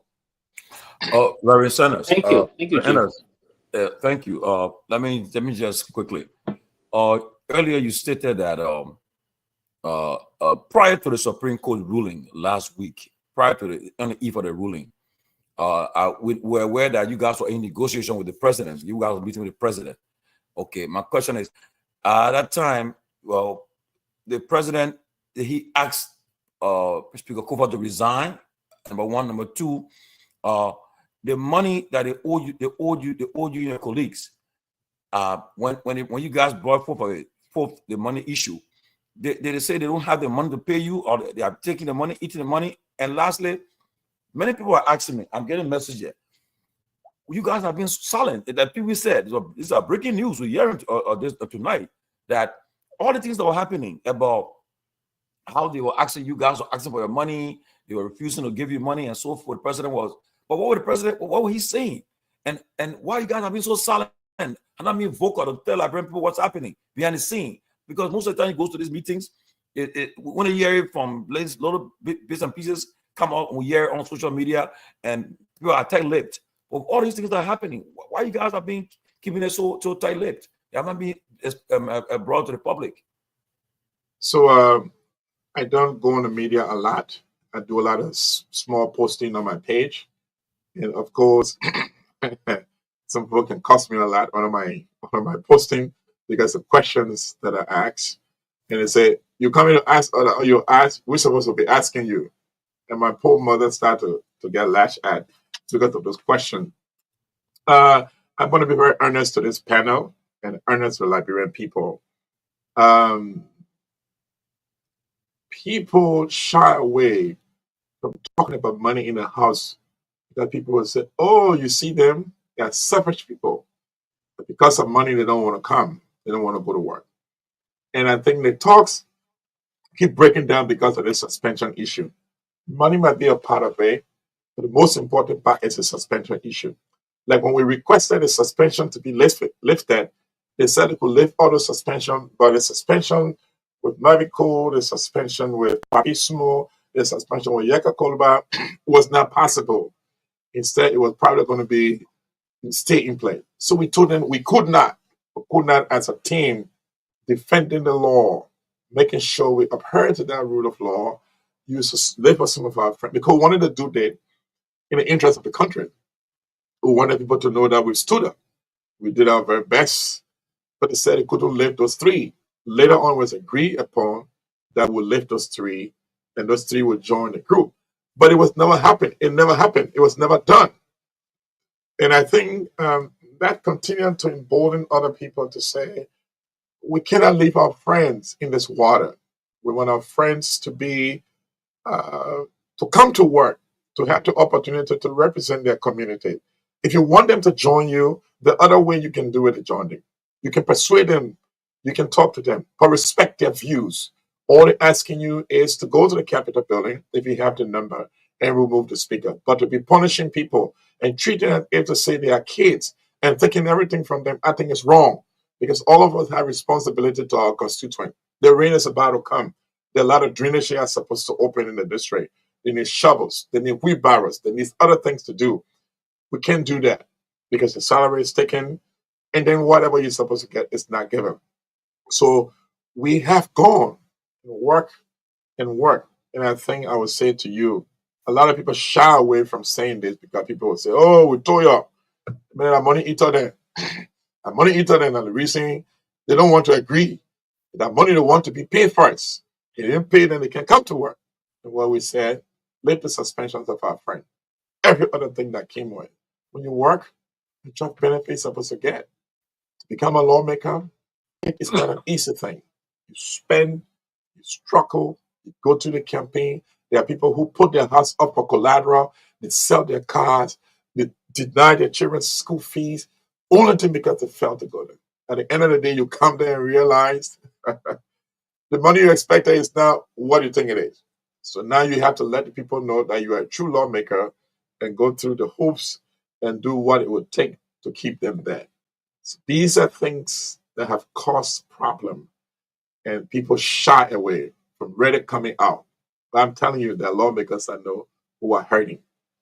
There were multiple questions he asked. I think I answered two in one. Can you just refresh me Yeah, quickly, President, did George? he ask Pekokoba to resign during you guys' meeting? No, never have I been in any meeting that the president asked or Speaker Kofa to resign. I've heard it in the group that he made a request, but I don't want to lie on the president. Neither I want to defend something that I don't know. I've never been privileged to any conversation or seen any resolution that requested the resignation of the president. I have continuously heard in other conversations that I was not part of that it was important that he resign. It was important that he's no longer a speaker. And we sat down as a group of people and said, Mr. Speaker, they're asking you to resign. And he said, once upon a time, he said, I'm thinking of resigning. And the team said to him, we'll respect your view. But as you think of resigning, there are a lot of things. There are people who said that this is going to be the playbook. You want to remove a speaker? Just put some people one side and remove them. And nothing will come out of it. Majority will continue to do it. And we purposely said to ourselves, we need to bring an end to this kind of way of changing speaker. There are rules and regulations. Just follow those rules and regulations. You have the numbers. remove the speaker. If you don't have the number, wait. So we spend almost a year. Our whole effort is just to remove a speaker, not to do anything else, just to remove the speaker. I think this is something that when you saw you didn't have the number, you revert. You'll stay late and fight the next day rather than trying to make sure that must happen, even if you know the illegality surrounding the process that is ongoing. And I think it was a bad decision. And for me right now, I heard they are trying to collect the 49. I was already going to work if they have the 49 and said they are not going to respect the Supreme Court. I think it continues to bring a problem. But once they have the 49 and the 49 go and say we remove the speaker, then when the question is under whose gavel, which quorum? Is it the quorum of someone else or is it the quorum of the speaker? If they go on the speaker and that quorum is established and the speaker is removed, I go to work. That's what I'm paid to do. That's why I said I would do. That's why, as a privilege, I was given to go and do. Though I'm not going to Capitol building, I'm doing the best I can in the community. I'm reaching out and doing all we can. I hope I answered your question. Did I leave something out, Mr. George? Oh, maybe we'll come back there, but let me give other people a chance. Siddiqui, welcome, Grace, welcome, Robert. But Siddiqui, go ahead. Yeah, good evening, everybody. So it's good to be here. And Reverend Nels, good to see you again. You know, you're good man. You're a good man, to be honest. And I grew up in District 6, attending primary in District 6. And I saw you when you came into the politics of District 6. I have a family there. My big sister children are in your school. And so I know what you are doing in the district. You know, I just want to say thank you for all you do. But, this crisis in the, House of Representatives, it's been going on for a while now. So, and I keep listening to you talking about for the sake of the country, you guys been attempting to kind of compromise so many things, just to be able to solve this issue. But from your explanation tonight, Reverend Nels, it seems that the other guys who call themselves majority, even though they are acting illegally, don't even seem to have that so-called interest that you guys are thinking about. What you're talking about, the interest of the country, but they are not thinking about that. And you compromise a lot of things. They suspend some of you, some of your colleagues. And even though they are acting illegally and all of that. But my question to you, if you guys say you are standing on the rule of law and you want the majority bloc to lift the suspension up, as you said on the show. So what what resolution you guys really want to be? Is it to lift the suspension up and then you go to session and then you sit on a Rachel Kuhn as a speaker? Is that the kind of compromise you guys want to do? Because I understand that Rachel Kuhn did not get to the speakership through the rifleman. And so are you guys really want to do this? I understand you want to, move forward. You don't want to hold the country on on hostage like other people are saying. But are you guys really want to compromise for the sake of, resolving this thing to sit on a Rachel Kuhn as a speaker? Or you going to request that there should be a new election in the House, wherein it can be open as the way the law requested it to be? So, as a second-term lawmaker, I was in the House. Once upon a time, Honorable Fala missed 2, 3, 4, 5, 6 months from work. Not a day he was suspended. I think this has just been vindictive. This has just been misuse of power. And I would say not misuse of legislative power, but misuse of executive bagging. I think if these guys really wanted to find a solution, I think we're all legislators. We're friends who once upon a time work together, we sat together, we did things together. We can cross that. But they drew this line because they are emboldened, because they are backed by the executive.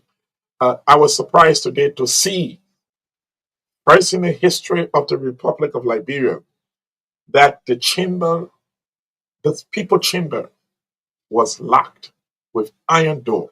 So to now enter the chamber in the Republic of Liberia, it's an iron door. There's a metal door there. What does it say? Is it because of safety? Is it because of the projection of the continuous fight that people see? Or are we trying to be to a place where we have resolution? I think it broke my heart to see an iron door that was placed today at the chamber, sacred chamber, the people house. Nowhere in the world I've seen the iron bar. I could be wrong. So I don't think we are saying you should lift the suspension so we go on a radical. We're saying if you want to have a good conversation, the first step is lift the suspension of the people who we believe are illegal. That's the first step. And I think the Supreme Court have already spoken. Anyone in the right mind who feels that we can do other way. I respect the president's view, but I think the president was speaking of a quorum that will be on a legitimate speaker. I think that's the quorum he's talking about. I don't think His Excellency Joseph Boakai is talking about a quorum that already the Supreme Court has said the legitimate speaker is Kofa. The Supreme Court has said that. So if Reverend Enders, who lead District Number 6, will compromise anything outside of that, then the time we spend, people should warn me or people should tell me you wasted our time. But people should understand that the best thing to do now is to lift the suspension of your friend. We go back to the Capitol building. We have a new election. Make sure it is done within the confines of our stipulations and during the confines of the law of the Republic, respecting the Supreme Court.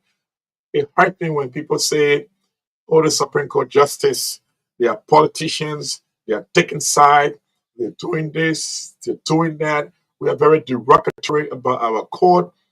It hurts. But I think people are emboldened. To hear one of my colleagues say, we think we are going to impeach the justice. Are we impeaching them only because of this case or because of the hundreds of cases they've done over the year? Are we impeaching them because this didn't go the other way or because of the other cases that they have done? Are we disrespecting them because they don't respect certain group of people? I think the Supreme Court struggled to come to this point. I'm delighted that they had the fortitude, the strength to be able to declare and listen based on our Constitution. The presiding officer, which is the Speaker, is the one who chairs it, except if he was not in the country. Then you can have the Deputy Speaker supervises the affairs of the House. Other than that, it is ultra virus. It is wrong. And so we are not saying, live with the suspension, then everything finish.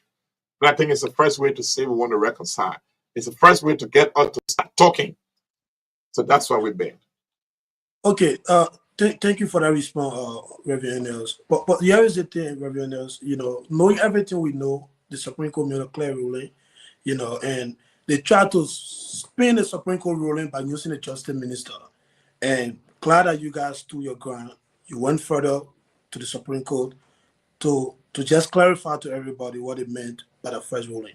And now they made it clear. Everybody knows that, what they are doing is illegal.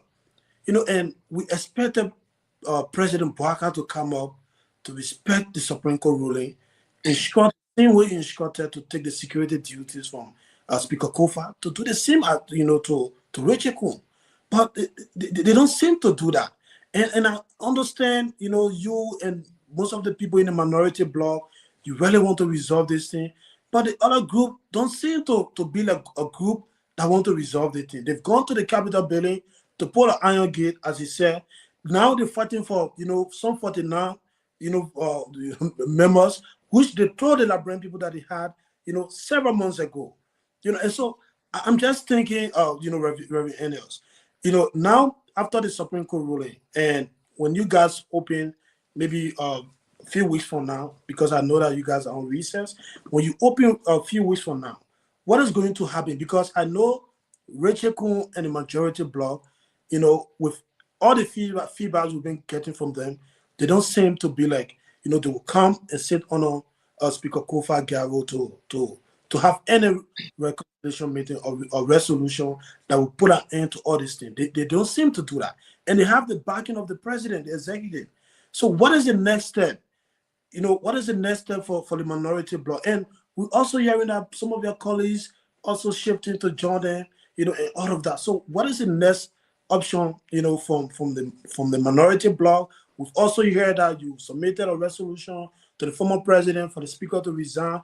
And I think that's not a solution. The former president is a former president. Yes, she has some influence, but I don't think she can solve this thing, especially when the Supreme Court already ruled. And then the president and those guys don't want to listen to the Supreme Court. So what can the former president do in this case? So what is the next step for all of you, especially the minority bloc? I think in mine, this is like a whole quagmire, a whole confusion. I want the business of my district to move forward. And yet we have been held at a standstill for a long time. So we're trying to find the best and amicable solution so that the voices of the people are heard. So sanctity is one more brought back to the House of Representatives. I think the best approach now, which I think the president would do, the fact that they asked for a re-argument, I think establishes some recognition to the Supreme Court. I think we start to see some light that which you appreciate, and I appreciate as a person. I think when we get to the Supreme Court for this re-argument, I think the Supreme Court should establish that we need to come back and be able to follow what we asked to follow. I like the point you made, and I would like to ask my colleagues, do you or do you not have the 49? Because to pay a woman dowry, it's at $48. So when you're going to meet the family, you're not scared because you got a $48 in your pocket. So you say, Mama, come. We set the date. We go there. We pay the $48 for our blessing. Bring her home because we know that is what we want. If they have the 49, why are you accusing the Supreme Court? If you have the 49, which is a number, why? I think they don't have the 49. So here's my challenge. If you get a 49, let's go to our house.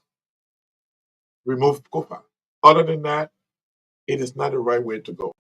If we are forced, if our friends come over and they go and they turn the whole thing out down, history will judge us for today.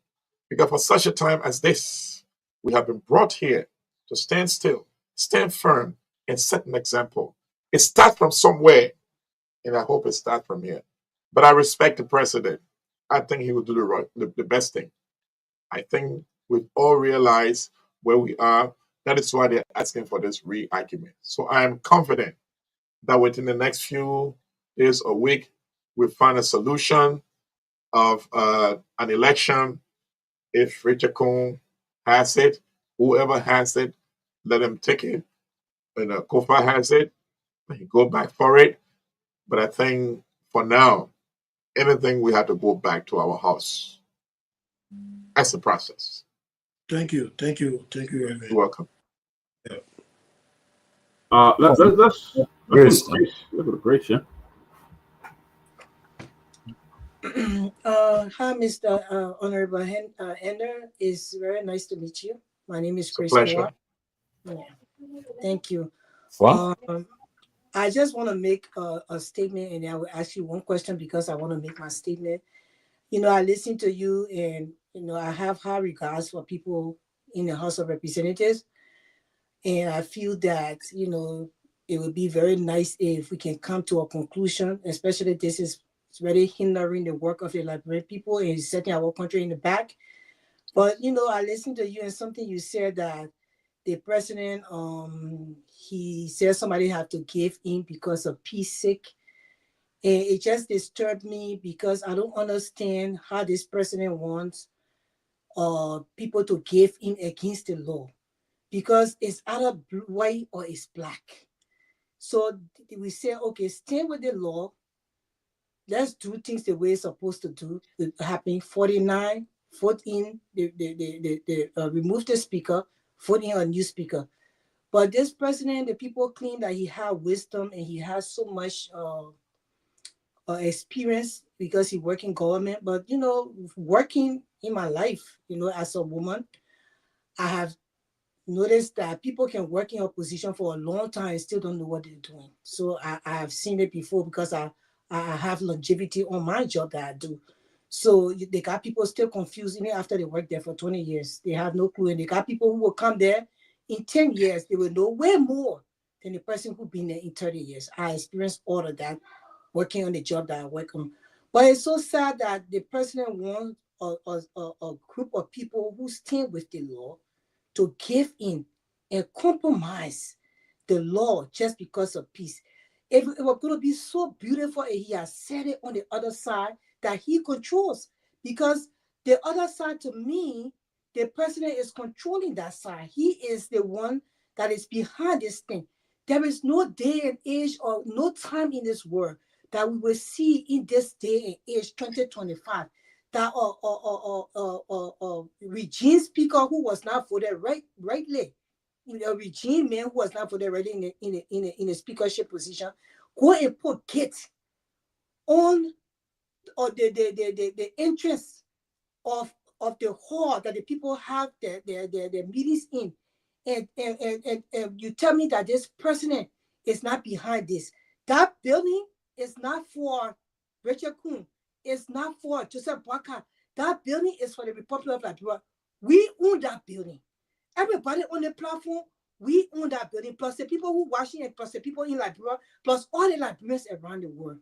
So how that the president will be sitting down and making or speaking in courts that he will work, he will continue. That's the key word, continue to work with the people that have quorum. So because you work with the people that have quorum, which were Richard Kuhn Black and the so-called majority, so you will continue working with them, or else you as a president will come here or come to the Liberian people and say, I stand by the law, the greatest court in the land, which is a Supreme Court, saying that we should go back to status quo and start all over and put right there, or give the speakership back to the man who owns the speakership, who was voted in rightly because he was voted in rightly, so he's the rightful speaker, that he should stand there and say, you know what, I will carry on this with my quorum, or I will decide as a person because of country, I will resign for a new speaker to be voted in. What is Joseph Boakai afraid of? Joseph Boakai, I was a Liberian woman, or Liberian citizen born in Liberia. I am saying that Joseph Boakai is the person that is behind this destruction in our country in the House of Representatives. And I will say it again and again. He wants our people to compromise against the law. Nobody is above the law. Not even Joseph Boakai, when he fought for nothing years in government, he is not above the law. So I stand my ground as a Liberian woman today and say that Joseph Boakai is the reason why our country is being destroyed with this thing, and nothing is happening in our country. Our country is not moving forward because the president has stood with a certain group of people because he wants fortunate budgets and everything he said to be passed, because he knows that voting another speaker from the other end will not get it easy through. And that's the reason why they're doing this to our country. But I want to ask you, my brother, the people said that, I'm hearing from other sources that you guys took pay, y'all were pay, some of y'all, although they didn't pay you because they suspended you, but some of your colleagues accepted or their salaries, knowing very well the budget that was passed by Richard Kuhn was not a legit budget, because he had no right in the first place to pass that budget, because he's not the rightful speaker. He's an illegitimate speaker of the House. So he passed that budget, and some of the people on the rule of law side went and took their pay and was able to accept the pay. People are saying that when they look at it, you were not supposed to take that pay because that budget was fortunate. So I don't know. I want you to speak on that. So I thank you for your comments and the words expressing how you feel. It is saddened that we find ourselves at this juncture in terms of this political quagmire, the state mill at the House of Representatives. I think everyone or most people express that.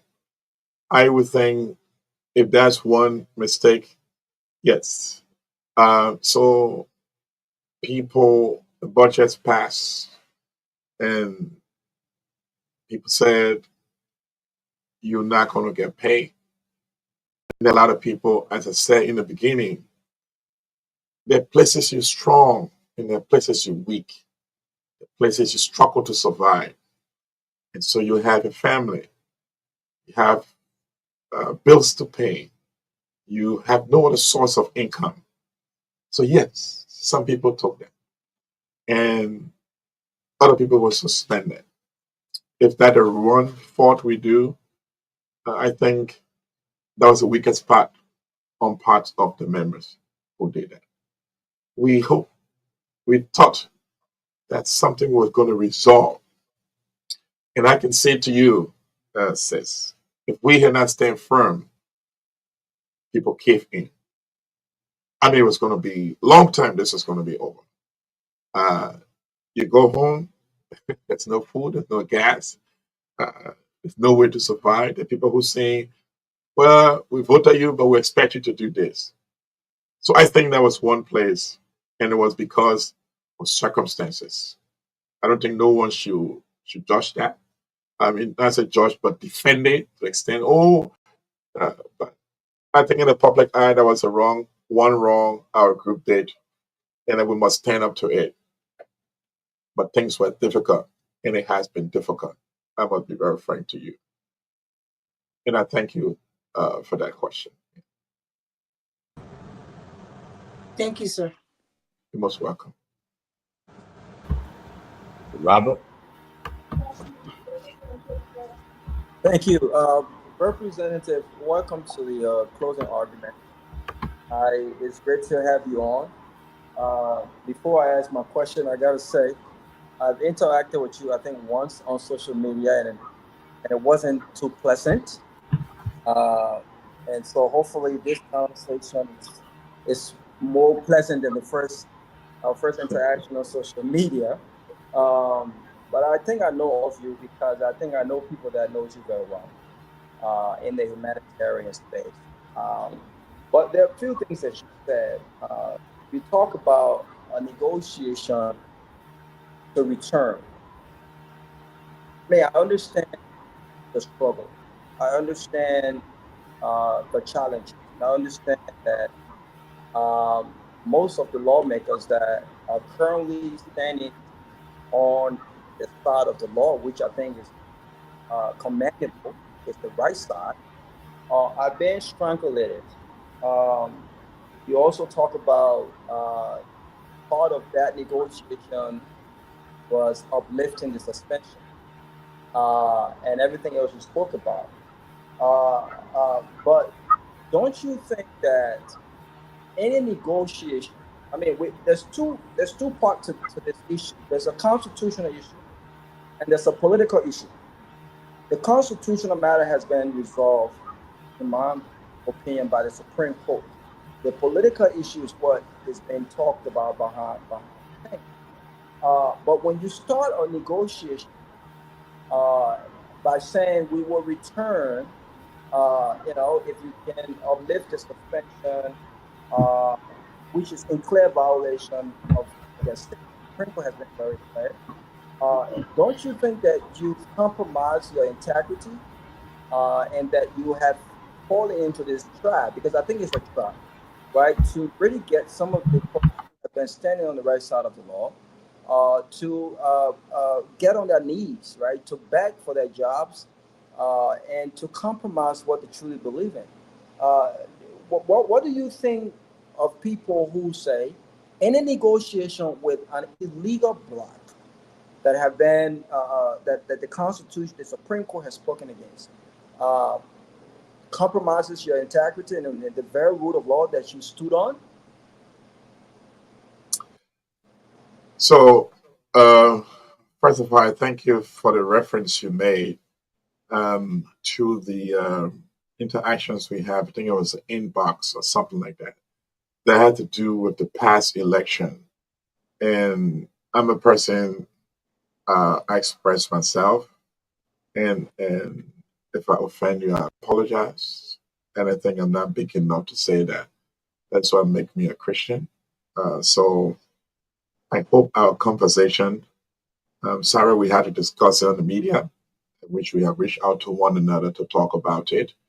There was some speculations that I thought was not okay, but I respect you. I've read on your pages before.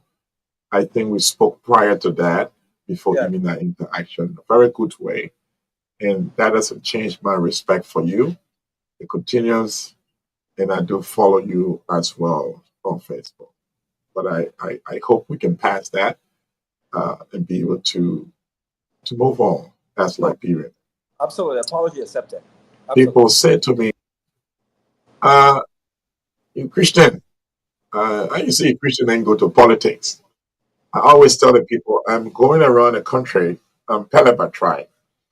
I'm going around the country and I'm uniting the Pele people because we're the largest group, but we're not together.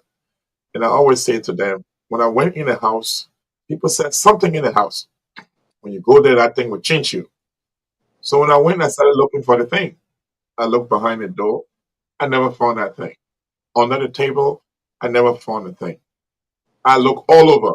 And then God gave me the enlightenment. He enlightened my mind and said, there's nothing bad in the house. Bad people come in the house. And those who go in and out. I say this to say that we want to do the best we can. But we are caught between this hard rock and the seasons. Yes, that integrity is what we have pushed for. We stood our ground. When you come back home, people say, you're holding the country hostage, or we'll be on the thing until the year end. You can find a way.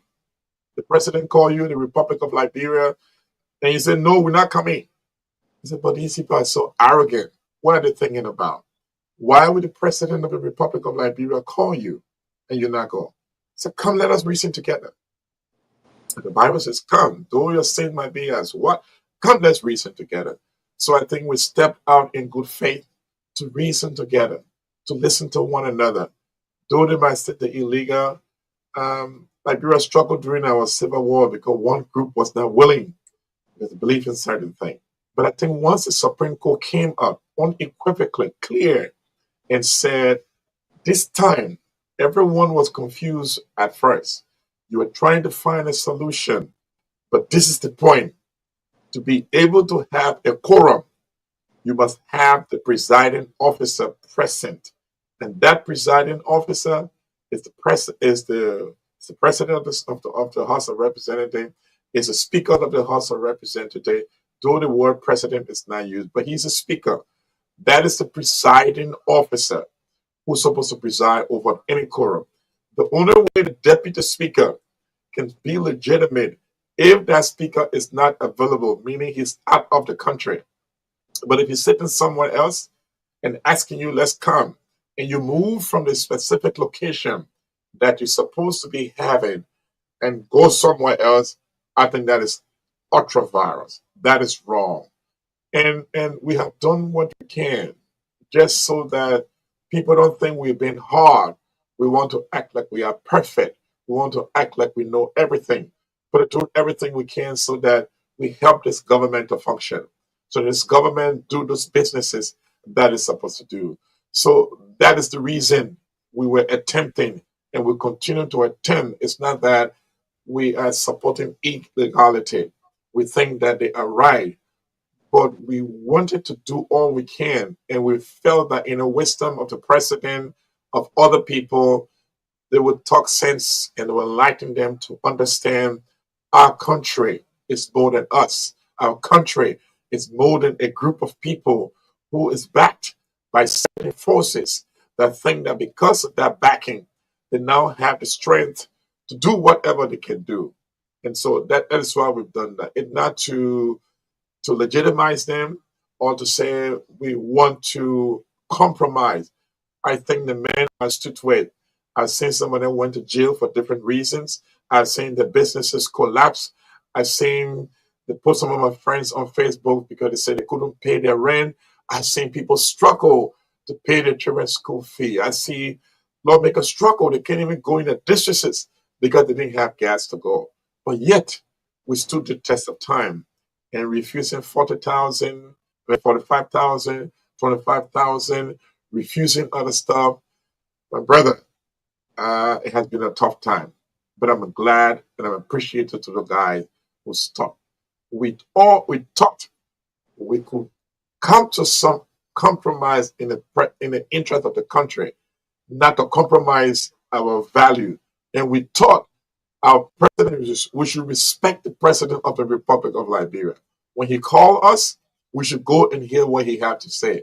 I think it's why we've been doing what we had to do. Yeah, There's no regret to disrespect that office or sell ourselves short. absolutely. And I concur, right? I think that when I think negotiations are great, especially when the goal is to find a solution to a political impasse. And I think that, to your point, I think that we should always respect the presidency, regardless of our disagreement with the president.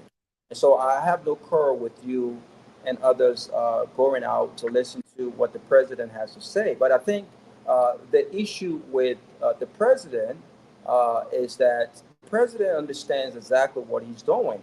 And the president, on many occasions, have contradicted himself. First, he could not get involved into another branch of government business, and then he got involved.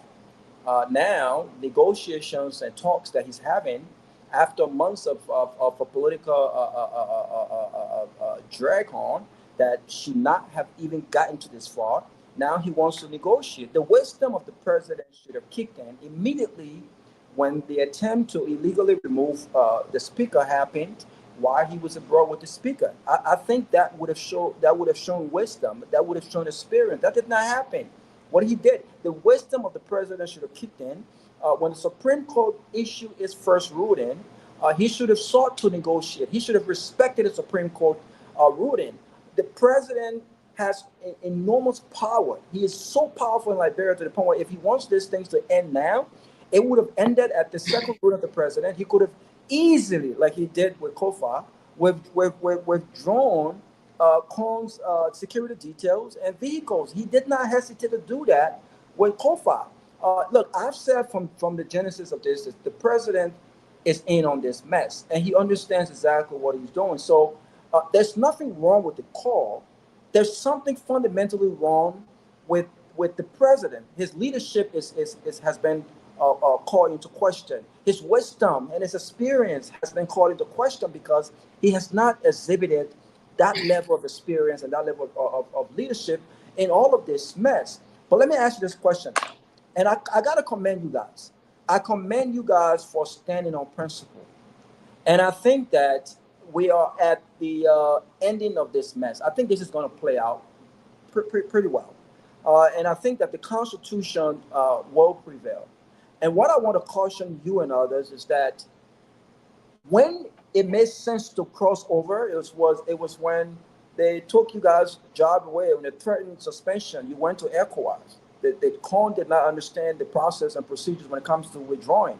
You still have the jobs at ECOWAS, right? Now they're suspending folks. Now they have withheld payments. Now with the system, you can't get certain things done in your district. And I understand the politics, but I also want you guys to understand that the business of the people can only be deemed constitutional under a constitutionally recognized speaker. And so here's my last question to you. And I'm not trying to play the gotcha moment, but I want you to answer this question as honest as possible. Given all of the challenges that you're currently faced with, I don't think now is the time to compromise, right? But are you at any moment in all of this saga, anytime, are you open to doing business?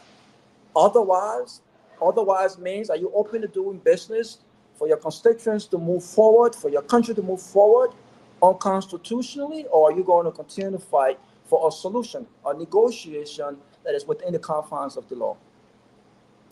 So before I went to the States in 1996, I visited the President Joseph Boakai House, His Excellency.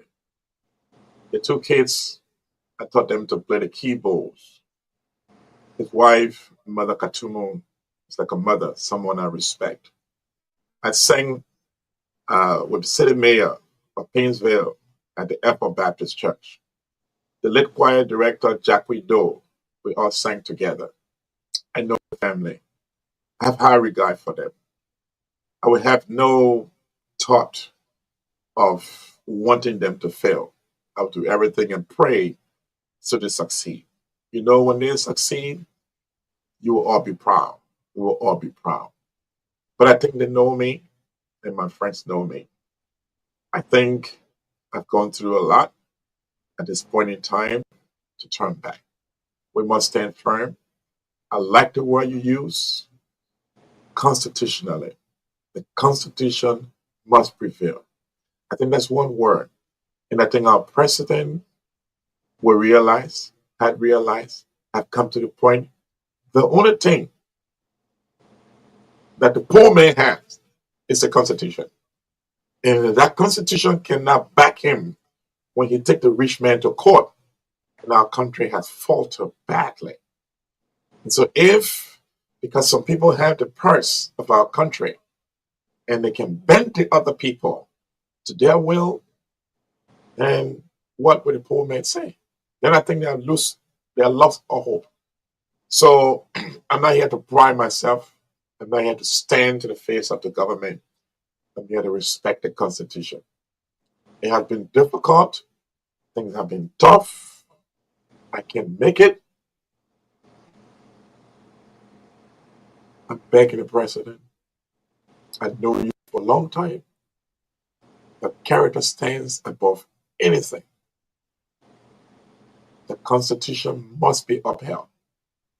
And if I'm impeached or I'm expelled, let me be expelled. The Constitution must be upheld.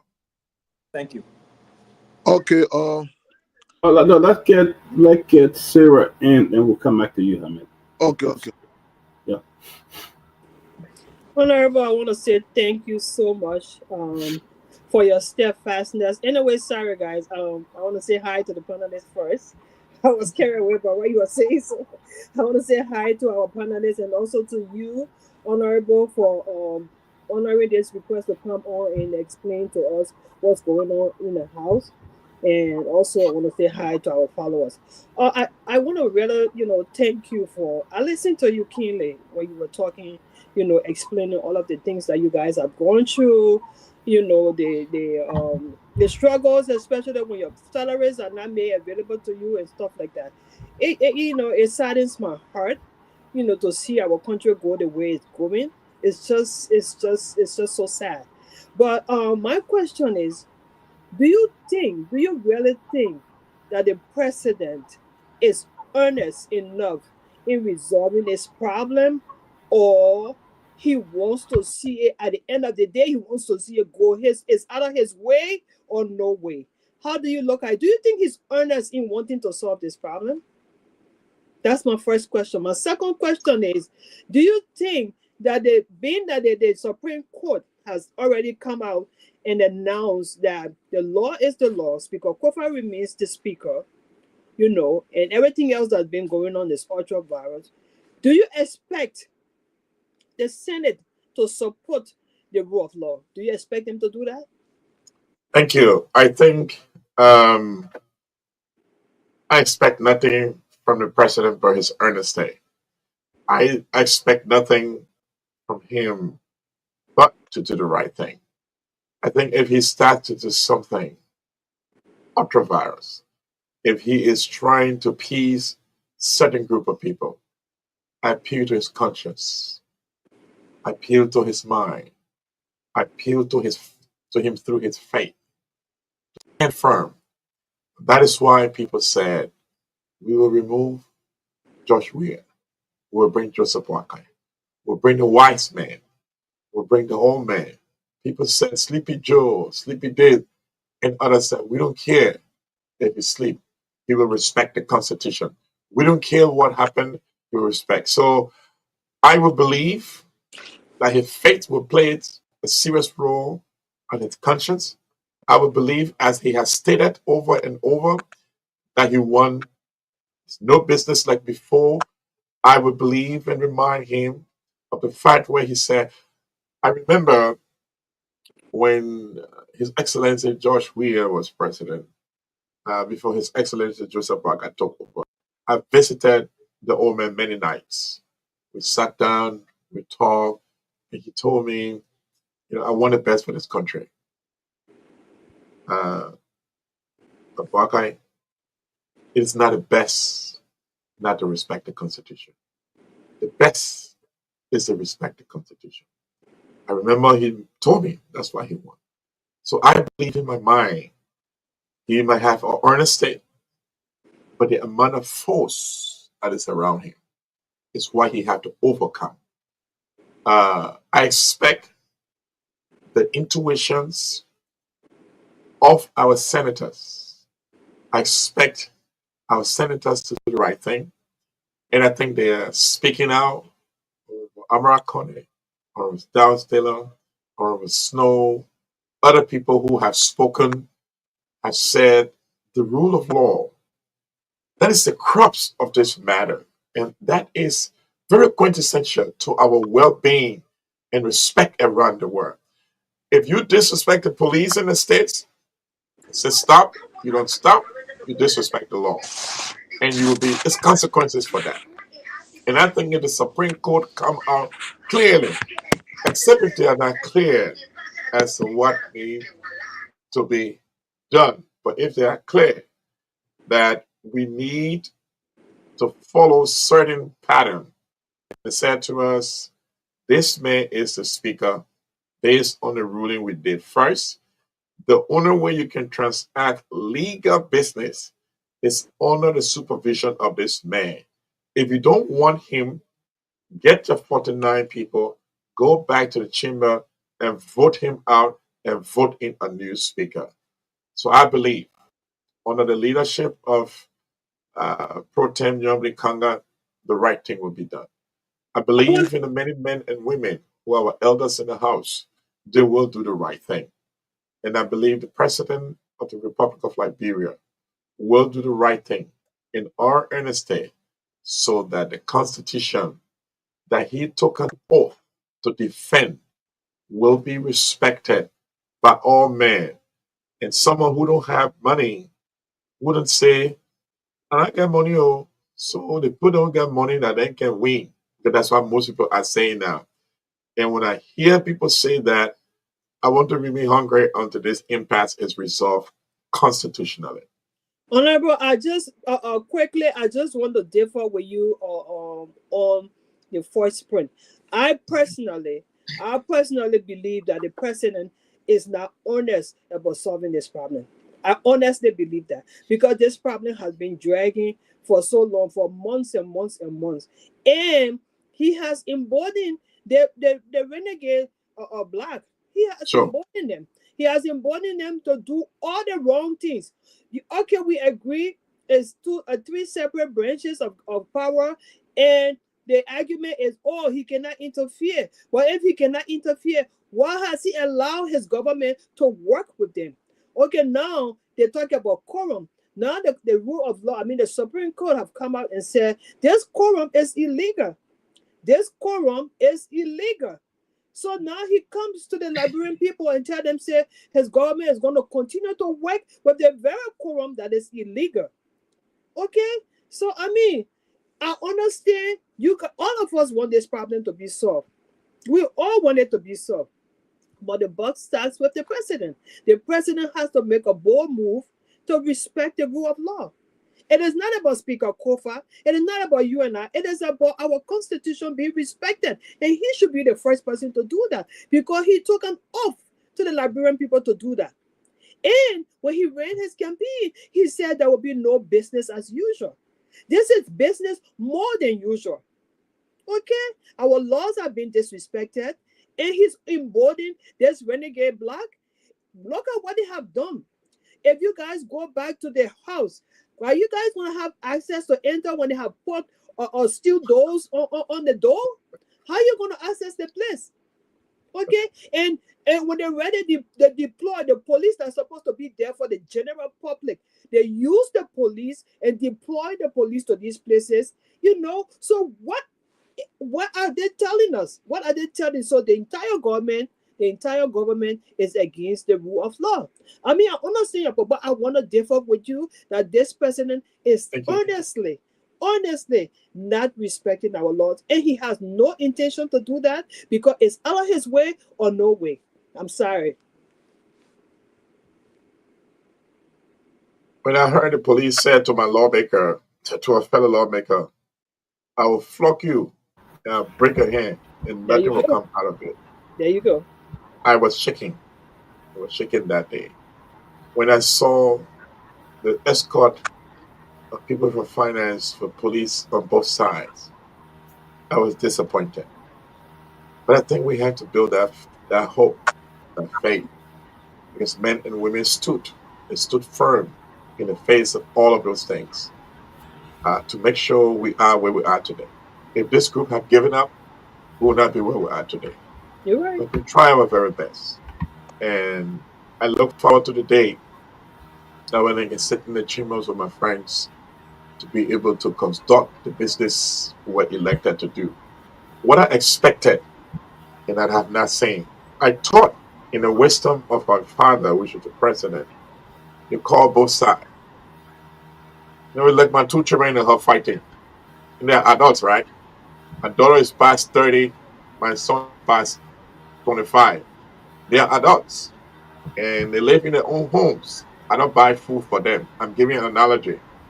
And I found out that they're the eldest children, but they are causing problems. They don't speak to their mother, they don't speak to each other. And I expected the president to call them together, both sides. I said, listen, this thing had to stop. Though you are adults, though you can do what you want to do, but it's come to a place where it's hampering the government. I expect you to conduct yourself, put your act together, or I will make a decision that you cannot make. When your children can make decision, you make a decision in the right interest of the country. I think the president to say he didn't know what was going on, I was disappointed, very disappointed in that. Because this is a smart man, I know. When I heard the president say he didn't know that his office was broken into, I was disappointed. Because the children, all of us knew what was happening. My appeal to everyone as we draw down tonight, as you criticize us, as we criticize this president, let us pray. Pray because there is 5 more years of work that need to be done. If we continue for this 2 years and it go down the drain, it's going to be wasted 6 years. Let's pray for unity. Let's pray for those hearts that are hardened so that they are soft. And I appeal to my friends on the other side. Let's work together. Let's come together. Too much harm has been done, and our people are struggling. I think if we love Liberia, we must uphold the rule of law. The same Supreme Court we are dodging today and misbehaving on, tomorrow we are going to go there. In any country, my only fear is if we don't respect the Supreme Court today, what we're going to do a few years from now, an election comes up and the Supreme Court give a ruling, are we going to say, no, we're not going to respect you, or we're going to respect the Supreme Court? So I think it is time we respect ourselves and respect our Constitution and work in accordance with our laws. All right, all right. We got 30 more minutes with the honorable. We'll take one question each. We'll go to Hamid. I will ask one. Go to Tomalin, Grace, Robert, and we'll come to Sarah, and then that will be it. And then the honorable get closing. We got just 30 minutes. So go ahead. Okay. Thank you so far, Honorable Indy, for all of the answers you tried to you present in an honest way. I just want to take it from a different angle this time around, and we do so because it reflects the concerns that flow within the country. So we must ask some of these questions. There is, of course, I'm sure you are aware that the rule of law has statement indicated that they submitted a proposal to Madam Salif. I think paragraph 2 of that statement, it indicated that part of the resolution plan will see Kofas stepping out of the position as speaker as part of the plans to resolve, among many other things. It didn't elaborate except it mentioned that. So my question, which is also based on the fact that while the code has indicated that to remove the speaker you must have 49, suggesting that not to have that means that your action is ultra virus. And it also indicated that for you to be able to manage the House as Speaker effectively, you must be able to form a quorum. The president has said that he is prepared to work with the quorum.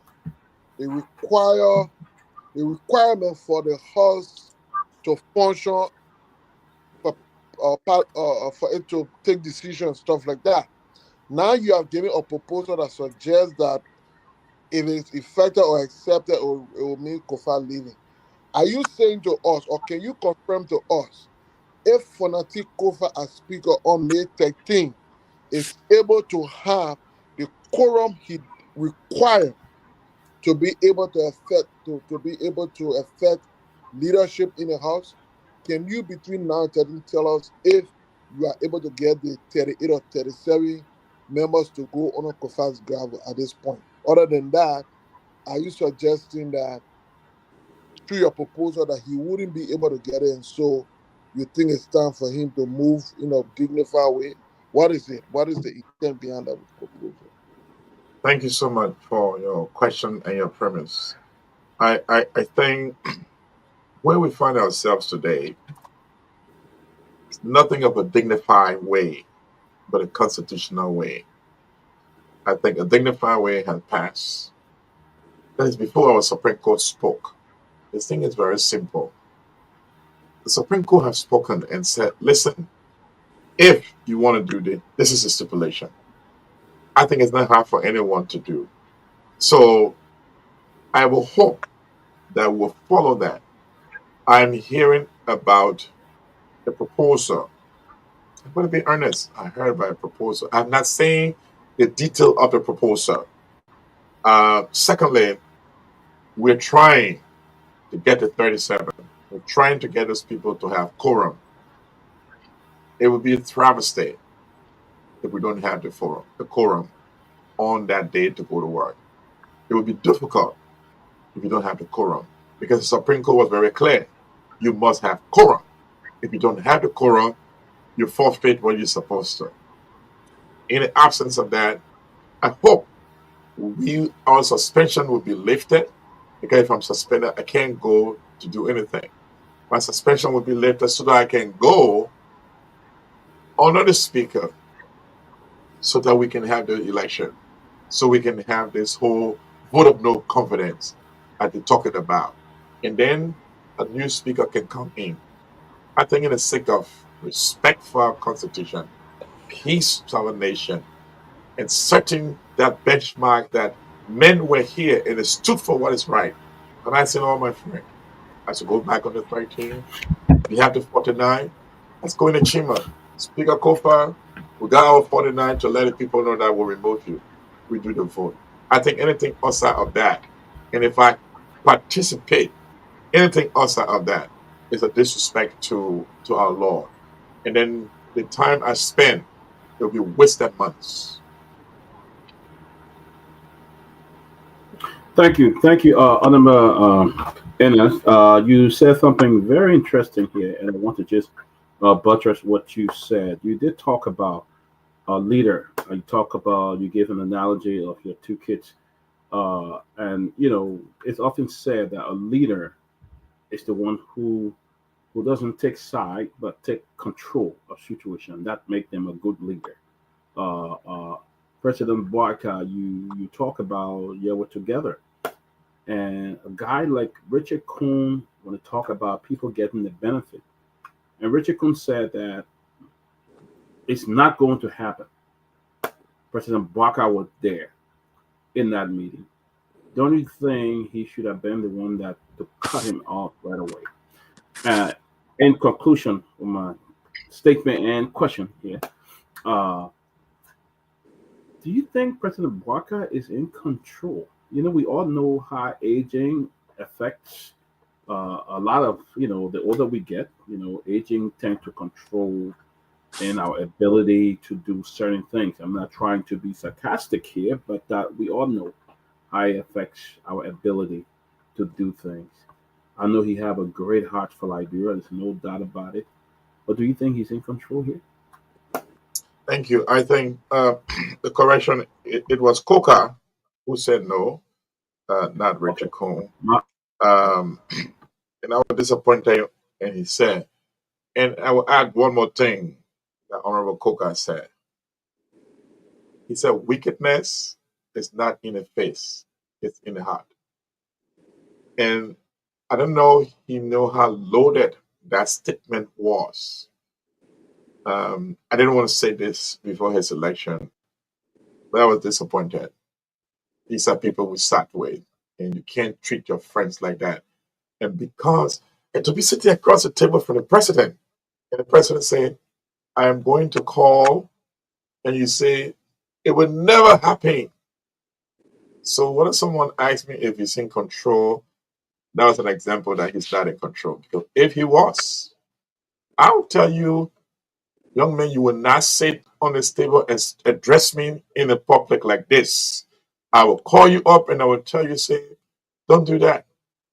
But he gave us the impression that they were controlling the president. He gave us the impression that it was untouchable.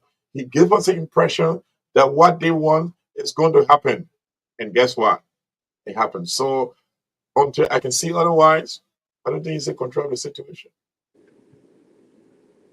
Tomalin, and then Grace and Robert, and then Sarah will, and then we. Yes. Goes. Thank you, Mr. Reverend Anders, for coming. Let me ask you quickly. If you come to the point where you guys are electing a new speaker, will you be interested in running for speaker or deputy speaker? I don't think we're going to be having a deputy speaker's position open. I have not thought of running for speaker at all at this time. I have not thought on that. No, that has not come across my mind. Okay, that's all. Thank you. But Enos, I know you will be leaving after everybody asked the question. I just wanted to, before you leave, I'll say thank you for coming on. I really don't have any questions for you. I feel sorry for you who decided to stay on the side of the law. In that, I don't feel sorry in that the way you the ground that you stand, but I feel sorry that Liberians or Liberia do not ever stand with the right side. And that's the reason why I feel sorry for you guys. But I respect you. I want to let you know that, the metal door that was put in the chambers, that's a sign of dictatorship. They wanted to be dictating, and I will continue to say, the president is behind this thing. Nobody can change my mind. This is broad daylight dictatorship, and we hope that the Liberian people seen it, because after the 13th, or whatsoever time that the collaborating parties decide to come out, the people need to come out. I know you made a statement about some impeachment. Somebody was saying that some people need to be impeached. The president needs to be impeached. He the one need to be impeached. We told these people that this man was an elderly man. He was not going to be in control. The people wanted him there because they wanted to control him.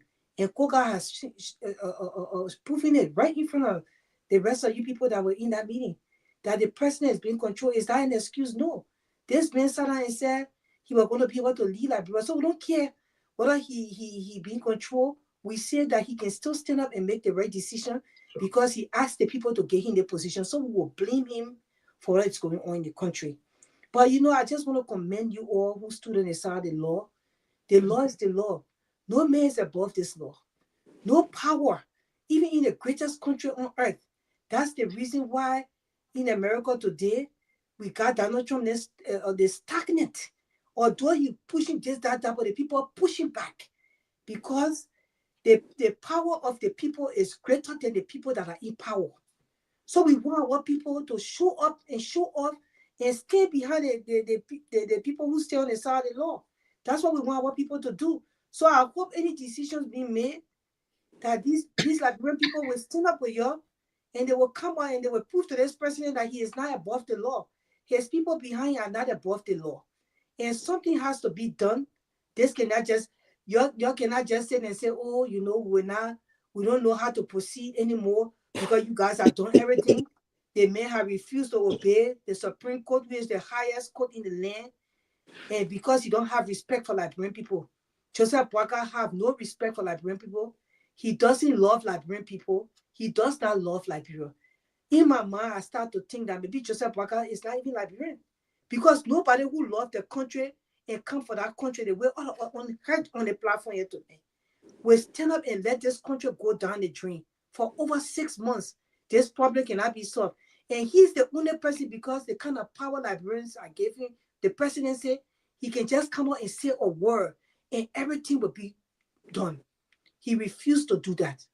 He came to retire. His children has taken enough money from where they are. I can say it because I'm a Liberian. I feel that way. He doesn't care anymore.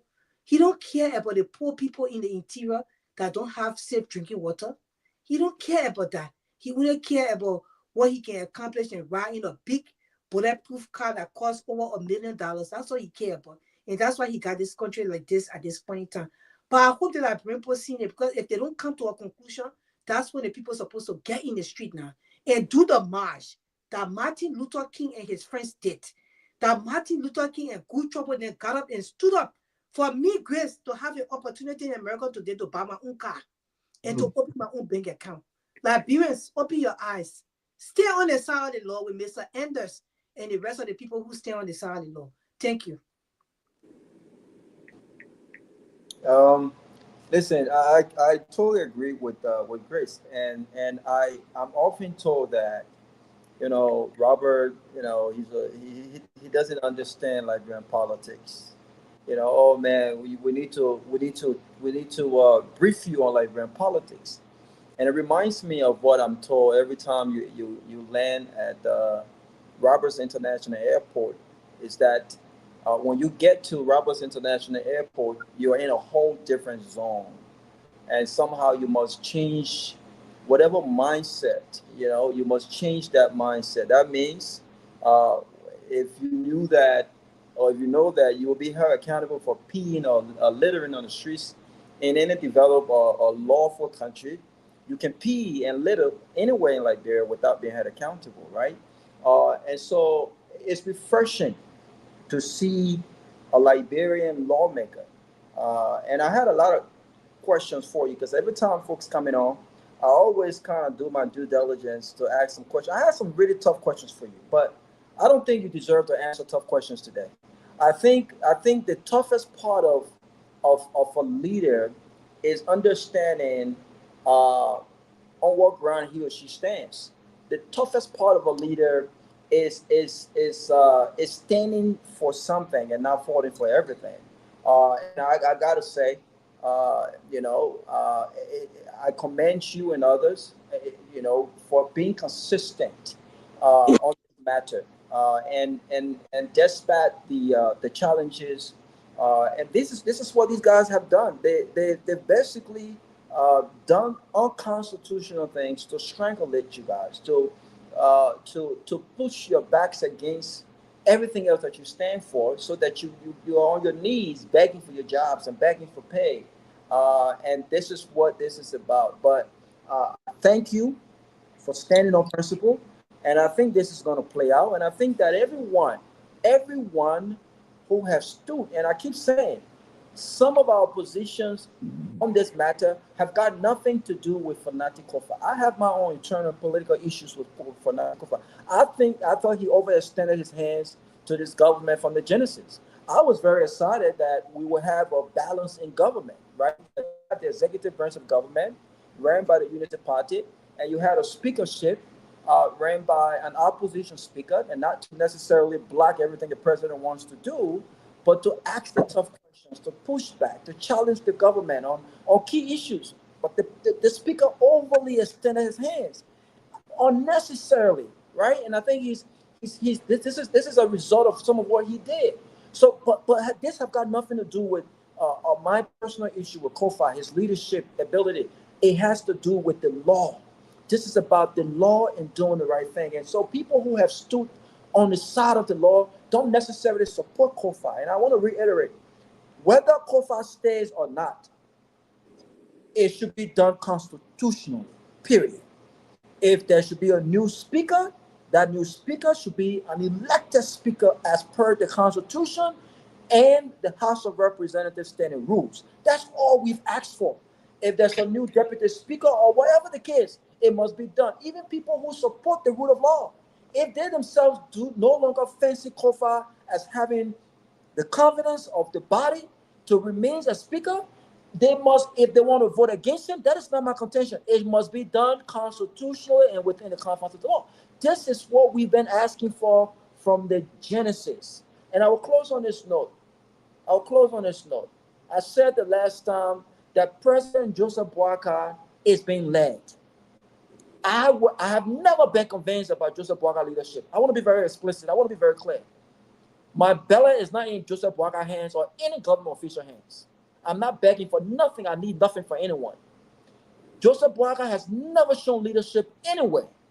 When given the opportunity, look at CPP. It was under his watch that CPP got destroyed. A lot of people thought he would have pulled his younger brothers in the room. Just talking about your kids and your children, right? What did he do? He raised the red flag and left. I mean, he's never shown leadership, so I don't expect much from him.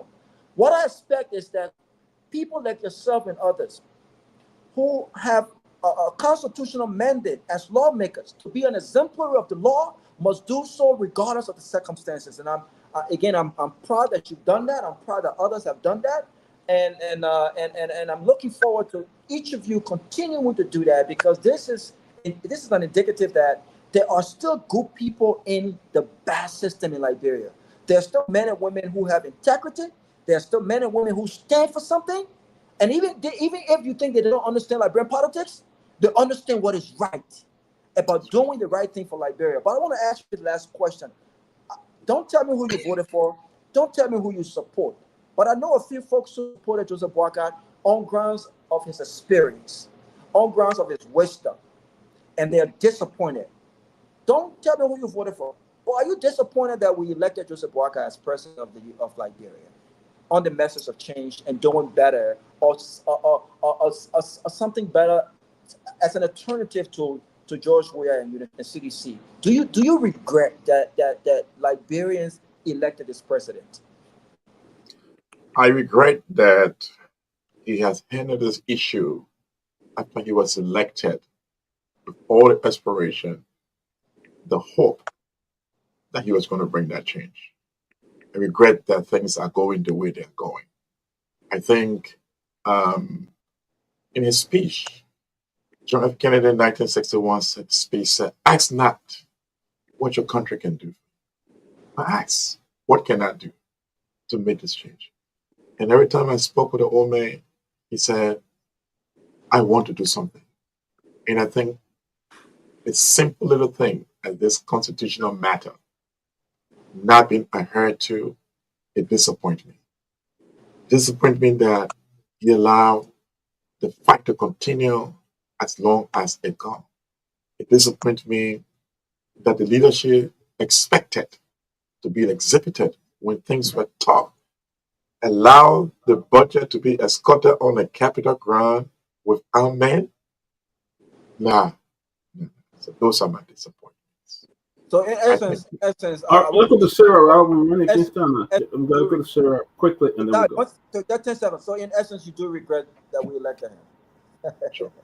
Sure. Thank you. All right, Sarah, go ahead. We don't have much time. And one of our close. Honorable, I want to join the chorus here to say thank you so much for your resilience, for standing with the people of Liberia on the side of the law. I applaud you and your colleagues for that. And I want to say thank you so much. I don't want you to give up. I want you to be resilient, to be strong, because the Liberian people are depending on you guys. The Liberian people are depending on you guys that are standing tall for the Lord, because that's all they have. That's all they have. The fact that this government has been emboldened, this renegade group has been emboldened, they have been they are so arrogant and vindictive. I personally believe that you guys are not going to get what you want. That is for them to follow everything constitutionally. That's my belief. So I think at this point, you guys have to be very, strategic, all hands on deck, and support the Liberian people when they come out to say something to this Joseph Boakai and his people, that the country Liberia is not for Unity Party alone. The country Liberia is for all Liberians, and all Liberians have a right to be represented by their lawmakers. And for them to go to the extent of suspending you guys, and keeping your salaries away from you, and putting iron door or iron bar to the house, what is that all about? What is that all about? This is wrong. This is wrong. And at the end of the day, they expect people to shut up here and don't say anything about it. No, we're going to say something. And we're going to support all of you guys that have stood up for the Liberian people on the side of the law. We are going to stand by you guys. Okay? So please, support the Liberian people strategically, all hands on deck. Let's support our people to come out and say to Joseph Boakai and his vindictive forces that what they are doing to our country is wrong. It's wrong. President Boakai is president for all Liberians. He's not president for only United Party. He was elected to serve the country and to serve all Liberians. And from everything we have seen, it seems as he's only catering to United Party and the alliances. That's all he cares about, which is wrong. He's not making decisions in the interest of all Liberians, which is wrong. So we are here to support all of you that are standing on the side of the law. You all have your own individual parties. You all come from different parties. But you all decided to stand for the Liberian people and to stand for the rule of law. Okay? And we're going to stand by you guys. So I just want to say thank you so much. Don't give up. We are standing with all of you guys. We are praying for all of you guys. Now, mind you, prayer comes with action. That's right.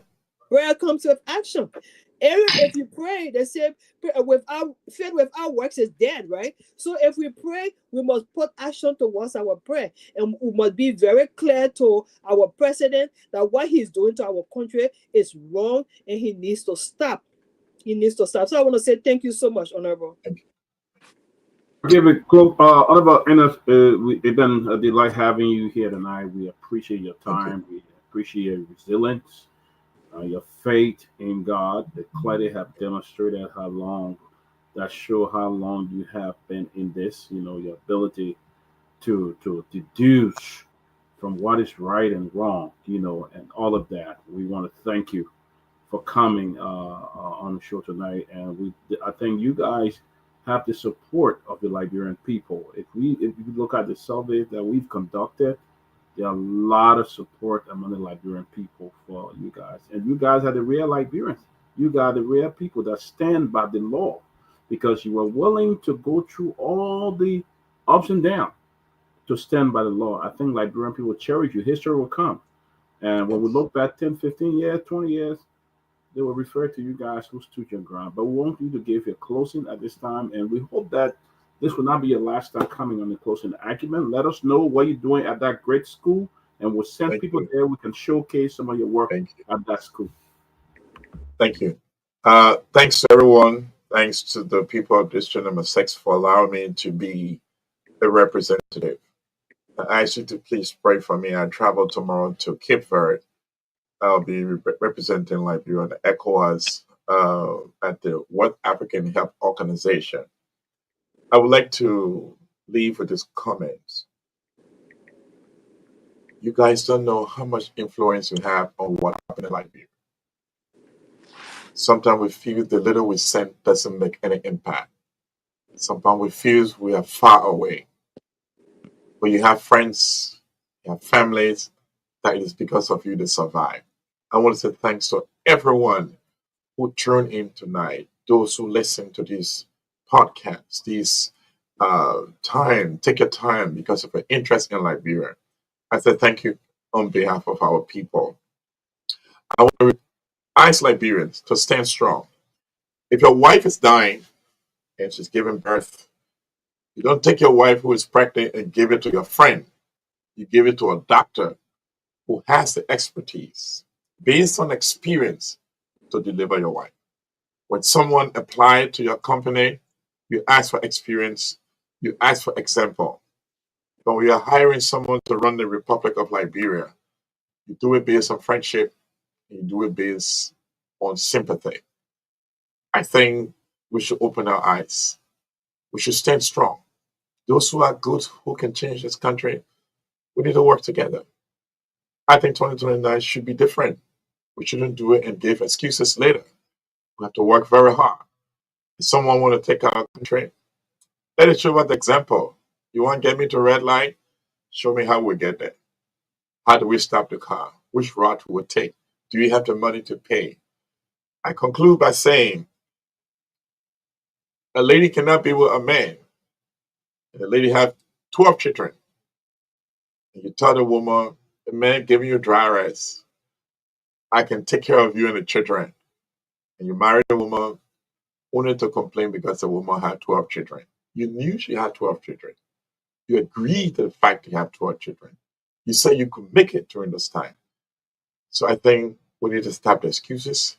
We need to man up. We need to focus on what needs to be done. And to all your panelists, thank you so much.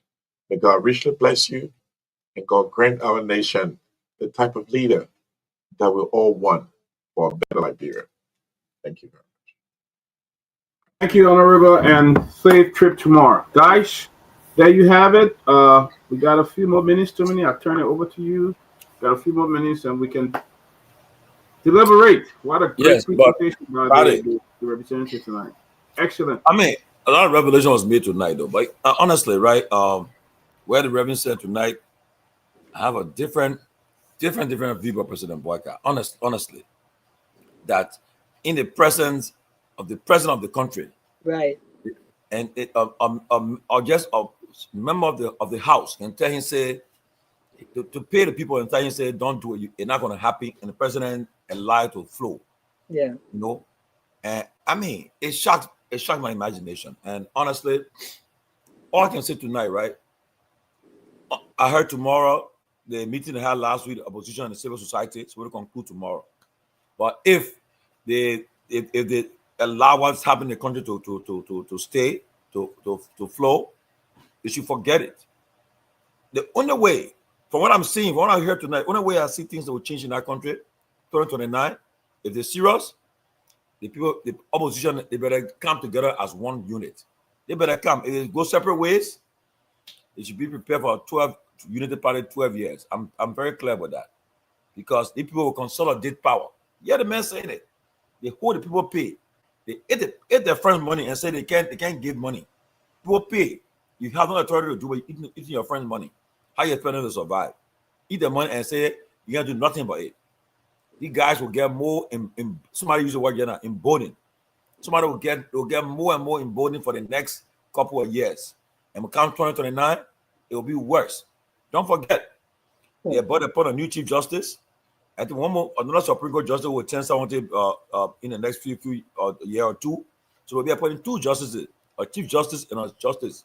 And lastly, the whole Election Commission, I think, they said that their tenure expired next year, I think, will be appointing the whole Election Commission. They will be in control. So it's up to the opposition and the civil society to see that if the Supreme Court issue as the final arbiter of the law, issue a ruling, and they can't honor it, and they will let it slide. It's up to them. But 2029, the guy will consolidate. So we'll learn a lot. I learned a lot tonight that I'm different for what makes thought in my mind. I know what you guys got to say, but let me say this, Tomani. Article 50 of the Constitution of the country didn't give power to any Liberian citizen. No, nobody in the government, the entire government. Where Article 50 says that the executive power of the country shall be vested in the president, and that person shall be the head of state, head of government, and commander-in-chief of the republic. The meaning of that, if you read the 1972 law, there's a definitive reason why the framework of the Constitution struck that particular article. And the article guy owned authoritative reasoning and impact. The reason is that the president, you take control and you're in charge of it. And you see, Councillor Jonathan Williams also said to us before, and I won't think I will always take along. The power of the presidency is so unique. I don't know if probably the hecklers or even some of the ADK can inject you from a meeting with the president if you even position yourself in a way he believes is offensive to the seat of the presidency. The ADK of the president can inject you, or security apparatus can inject one from a meeting with the president. At least to say you'll come out and interrupt the president and say that will not happen, and you sit in that meeting of the president and conclude the meeting of the president. Now that article, and that's why they say they will give some to the speaker or to the pro tem or to any lawmaker or any minister or even the vice president. That power start within the vice president at Ambe. But again, one thing I want to say is that all these just said just now that they're going to appoint, if they can appoint the entire bench. It doesn't change anything. Mr. Weir appointed Supreme Court justices also. Mr. Weir appointed the current election commission commissioners. And Mr. Weir lost the election and he gracefully bowed to the process and left power.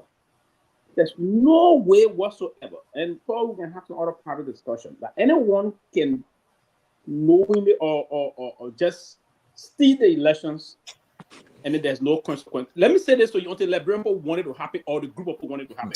You know the reason why we are about, let's say, other people didn't want we are probably, I may think somehow, right? I may be wrong. But there are people that didn't want we are to do what we are did. But you know what we are did, what he did? We didn't want to plunge the country into chaos. Oh, we are different. I'm coming. What? If we have, he's different. He have done it. He would have plunged the country into chaos. Yeah, I think he cares. Anybody do that? Any leader that will indulge into that, you will plunge Liberia into a serious chaos. Let me say one thing to you. What happened? To me, I sat with people from different spheres of our political life as combatants, those that are ideologically very focused on ensuring that they shouldn't get robbed of any other thing. You don't want to see the country that way. That country is too. Listen, we don't have no security in that country. Do what you plan for. Let me say this to you. If the party won the coming elections, they would take it. If they didn't win it, they cannot force themselves. If anybody's how they can talk, anybody, the unity party men saying the country will not going to be peaceful. We have something here. Come on, one person. I don't know. We can say now, but they have not done it. But nobody going to do it. And that's why we end here. Nobody going to do it. We will have to move to ensure that there'll be free, fair, and transparent election. If they won again, trust me, if they won again, I'll be one of those that will be a first to come and say, oh, Mr. Bwaka, congratulations, or Mr. Kun, congratulations. But with the way things are unfolding, they're not going to win. Trust me. Breaking the law. I got a question for you, people. Yeah, but even quickly, Mama, even if they are breaking the law, there will be time. Too many, you don't expect it to just erupt. Okay. Yeah, Sarah boy, you don't expect it to just erupt. No, that's exactly what I was saying. What they are doing now is tantamount to chaos. Okay. It can plunge the country into serious chaos. Suspending these guys, keeping their salary, then they put iron door to the legislation, no entry to the place. What do you think? I agree. That is tantamount to chaos. I agree. And too many, I didn't know that. Sarah more political taught me how I got some intelligence. They get no more. I got a hold of you. I got a still intelligence on Sarah. but on a serious note, and let me congratulate you on a serious note. And the person that said this to me is a serious intellectual giant, and this is serious very competitive in Torgbean High in high school. Let me really say, I didn't know, right? Let me really say to you. I know who you're talking about. Yeah, I got that information, and they say you're very competitive in high school in Torgbean High. But again, back to it, that's the line, and I hope this thing will change up. It will continue this way, but there will be an end to it. There will not be an end to it. We'll be in the bro. Not going to live nowhere. We'll be in the bro. Somebody will be in Zola district coming every time. The road good now will be driving, coming down. We'll be there. We're going to be there. Nobody's going to cheat like that. Yeah. So Tomalin. Did you get that Grace now? Okay, go around. Grace Guar. The way Grace face your face, my sister look like the battle. No, mom. I just Me- is me to too, see Pewee talking to about see your country to getting die is just fit in the too much. you see your country And is what is sad. it? So. Get fit No, in but the too people could much. be right though. I mean, no one person can just take that election away or Okay, keep on Grace it. Finney, yeah. Not gonna happen. Yeah, Tomalin, I agree with you when you said that we learned a lot tonight listening to Reverend Anders. Is it made me even scared for the president to be saying that one group just got to compromise and he looking for the people on the law, the side of the law, that they didn't want to compromise to bring peace to the country. But then the people claim they make our wisdom. That's why when they say it hurt me, because age doesn't give you wisdom. Wisdom comes from God. And it doesn't matter if the age or not. They got some people born young. I remember when we were growing up, they had one boy who they used to call, he was a reverend, he used to preach at the age of 12. I forgot his name. But this boy had wisdom because I remember sitting in his presence and he preaching. I think I was 10 years old. I was amazed to see a 12 years old, almost my age group, preaching like that. So age doesn't give people wisdom. But the man sat there and the man said to us that Koga, that man who was talking about the Peabody name, Koga. Well, later in portray, he said he would Grace dress as a is making me scared. Am I gonna send it? You want me to get ready? Hi, yeah, Did you get me now? yeah. The last one thing coming from my You don't buy your little make people mistake. The last Okay. one thing coming, that man, the way that man looking, the way he acting, tell the person that you will not call, will not happy. Can you imagine that? Telling a whole president, our president. Did the Telling president our sit on president. there mute? Can't even rebuking and say, what you mean by that? You know, even if you are going to fake yourself, just for the people say, what you mean by that? Don't say that. He just quiet. Just so gonna baby. Just a bagada baby. And then they will say, yeah, just a bagada baby. Bagada baby. Yeah, because the two coca they made the papa know that baby. So we watching to see my brother, because this thing is reaching to a stage. It's scary to tell sometimes it gets more cool, but we never see the thing in our country before. That's all I can say. I'm not sure why you guys are. And this is why every time I'm having conversations about Liberian politics, Tomalin, they always say, "Oh, Robert, you don't know Liberian politics. You don't understand the intricacies of Liberian politics. What is there to understand, my people?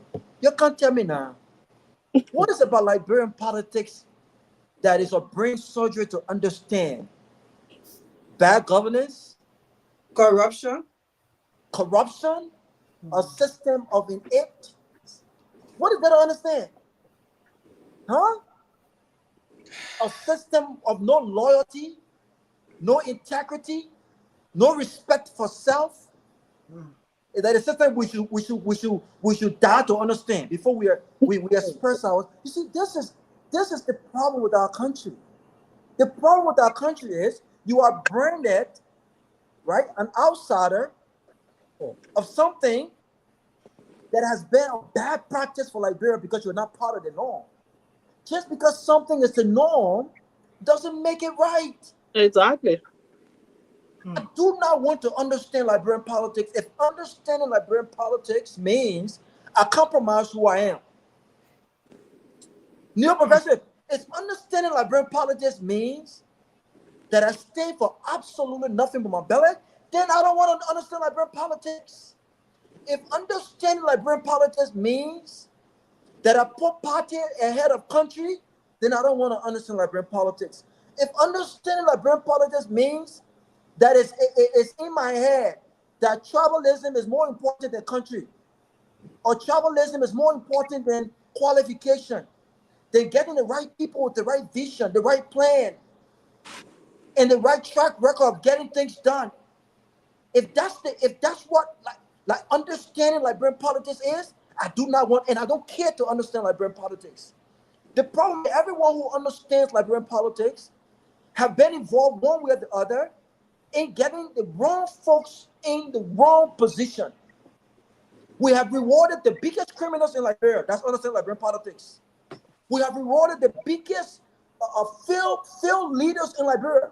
And we continue to reward them for failures, not for successes. That's understanding Liberian politics. No vision, backwardness, bad system, bad governance, no integrity, no respect for self. People don't even respect their families these days. People don't respect, oh, what will my wife think? I'm a representation of my children. What will happen to them based on the decisions that their fathers make today? What will become of them? People don't even think about that stuff no more. They just act. They just act because of greed in their belly. Is that the system I must die to understand? And every day people can hear that, yeah, but they don't understand like grandpa. They better move from here. They better move from here. That before they understand, look what's happening. You're surprised. Okoga. This man who are on the show here, who don't look at Rachel Cohn, the man who could, he don't even know his left and right. That the one is dictating to our democracy today. That the one is calling the shots. You think Rachel Cohn will be doing what he's doing, Sylvester, if the president did not have his backing? You think so? But y'all listen to what he said. He said, I think Siddiqui asked a question. He said, where the problem started from. The man said, the minute talk about our audit, he said the VP and how to call it, what the guy named because I mean he said they raised their hand straight. Problem started straight. He said then we're talking about the budget. The budget was tampered with, and the budget got manipulated. When they accused Kofa, when they found out, when they started a committee, found out it wasn't true. They still said no. This guy coming over the years from the last legislature to they put ourselves on the rules and finance article, the ways and finance committee. That pay the money being played, pay the money here. Yes. It's all about money. That message you was saying. It's all about money. All the problem for money. And this is what happens to Tomalin. I keep saying it. And my good Unity Party brother Nippet was asking when I said, you know, I always look at Alice Cummings, and I've never supported Alice Cummings' political ambition, but I think he will make a fine president, right? I don't think he's in it for the money. I don't think he's in it for himself. I don't think he's in it because he wants to experience a lifestyle that he's never experienced before, right? I don't think so. I think Alice, with or without the presidency, can live a decent life. I think his family is good, right? But when you looked at Alice Cummings, people always make fun of him, oh, Mr. 1%. The very people who cannot even afford data, they are laughing at a man. These people cannot even afford a bad health care. Oh, they can't afford it. Some of these people cannot afford a decent 1 meal a day. Some of these people cannot afford to send their kids to a great school.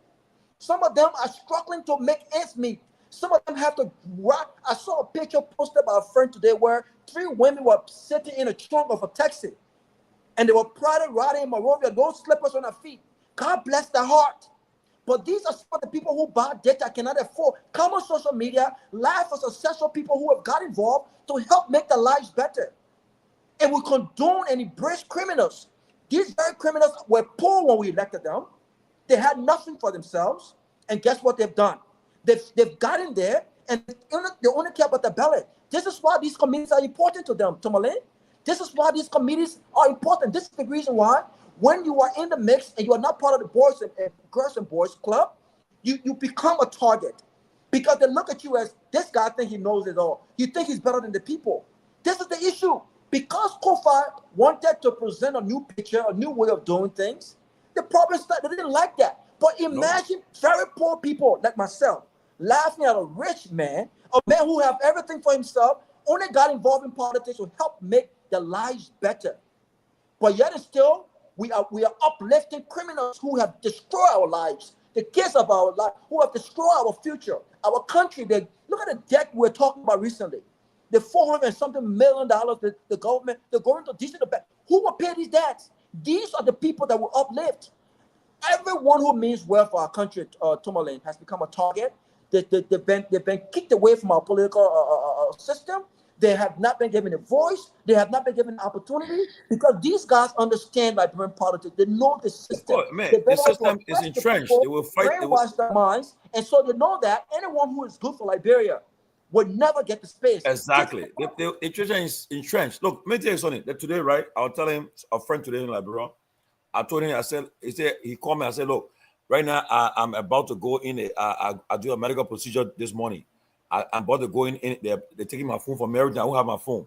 So because when you get to do that procedure, they put it in the locker, lock it up, and you get there. So when I got you, I said, what you going to do? I said, my man, if people put me to sleep and checking my body, what I got anything that cancer, any kind of stuff there. He said, huh? He said, guys, like, bro. He said, I said, I don't know what they're going to do colonoscopy, like, bro. I know they're going to do it, but I did it today. He said, I said, but just imagine now. Thank God for America. Because you won't know. I mean, how many people our first thing I brought today thinking about that kind of stuff? Thinking about how I to go do it, to go and check you and tell you everything about what in your body. How many people can afford it? But I'm paid today. My insurance took care of it. Okay. And over the gate, you get the best everything there. But when you tell people, so when you sit on a platform and talking, and not because you get it, you want to go do something different. That no, you want to enlarge their mind, but it'll be costing you. One yesterday, other day, put my picture up, say you're attacking me. I said somebody to me, I said, I see that man because you want attention. He defended Mohali against my money, say attacking that man for you. But I can't really that because I'm living my best of my life. I don't care. Trust me. Okay, and the problem with them, you go like, bro, then I see they pretend to you, they kind of you and start calling you, come a leader, come a leader. What mean come a leader? I'm a leader where? Come a leader. Then what do you think that's what I know they do? It wasn't your time. People, the war is moving. That's Sierra Leone. They said Sierra Leone, right? Stu Johnson, he said Sierra Leone from Longview International Airport to London, to Heathrow Airport. Taking a flight Air Sierra Leone. He wanted to see the launching of that aircraft. People are making right next door neighbor. They're making improvement. What would that we taking whole year to move a speaker? And they started a route from Freetown to London, right? Yeah, because the direct flight. It's a direct 6 hours, 15 minute flight. My people, I tell you everything. Our country, we got to. I know. But I thought what men said they were having direct flight too when they press can't help again. No, when you tell the boy, then they can say, "Oh, Joe, we are brought cake playing." Then I said, "Oh, so you told Joe, we are cake playing. You told me what you do right now. Joe, we're not there again. Joe, we're not moving there. Now you're there now, so you're changing, but that you won't be talking." And I probably got when you tell us, "Oh, it's not about the past now. If we look at the future, you there right now.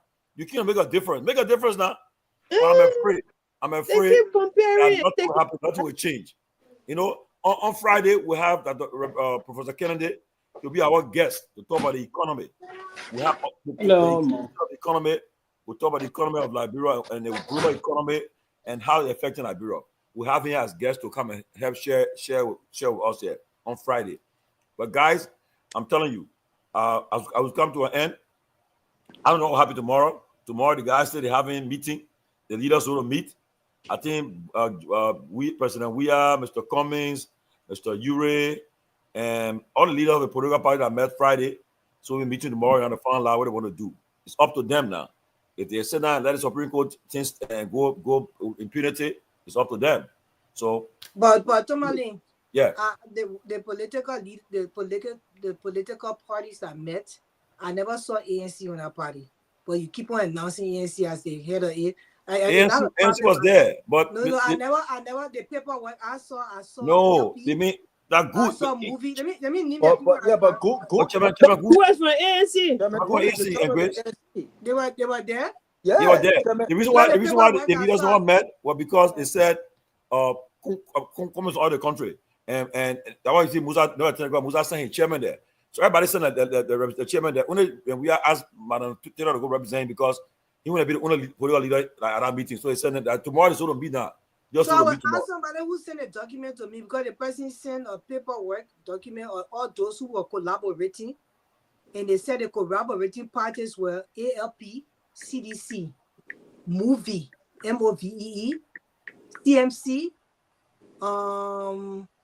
yeah. But they had to be at ANC headquarters. They had it at the headquarters.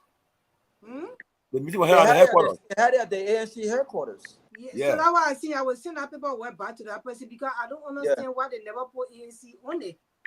You know, because they were naming all the political parties, I mean, because they were supposed to post some document in newspaper and in ANC News and all. So I just wanted to get it clear for them. We pray that they come out, that they really take this thing serious and not only statement. Everybody's supposed to come together, yeah. Because if they don't do it, they might just forget it. People will just do what they got to do.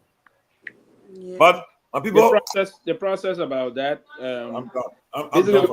it don't have to come from. I mean, the political leaders we speak on that day. We listen to what former past president said, but the very political leader, including Cummings, and all the statement coming from the political leader, particularly Cummings, too, had a very powerful statement he issued.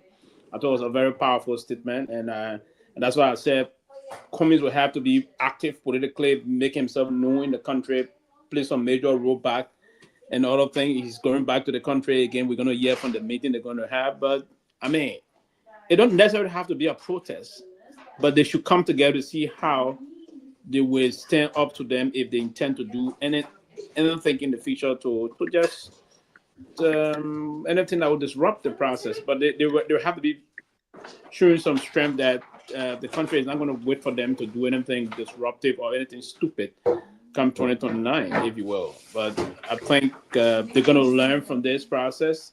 If there was something very forceful and very heavy what will come from AR, and that they may be emboldened to do a lot more that may just undermine the integrity and the security of the country, because if you didn't do anything serious, it may be part of an issue, right? But it was a well turned up meeting, arranged quickly, and I don't know how they came up, because if they couldn't have it at the CDC headquarters, they have to move to Fiamma to the ANC headquarters there. They did that, and Urusho Chairman Gu in attendance.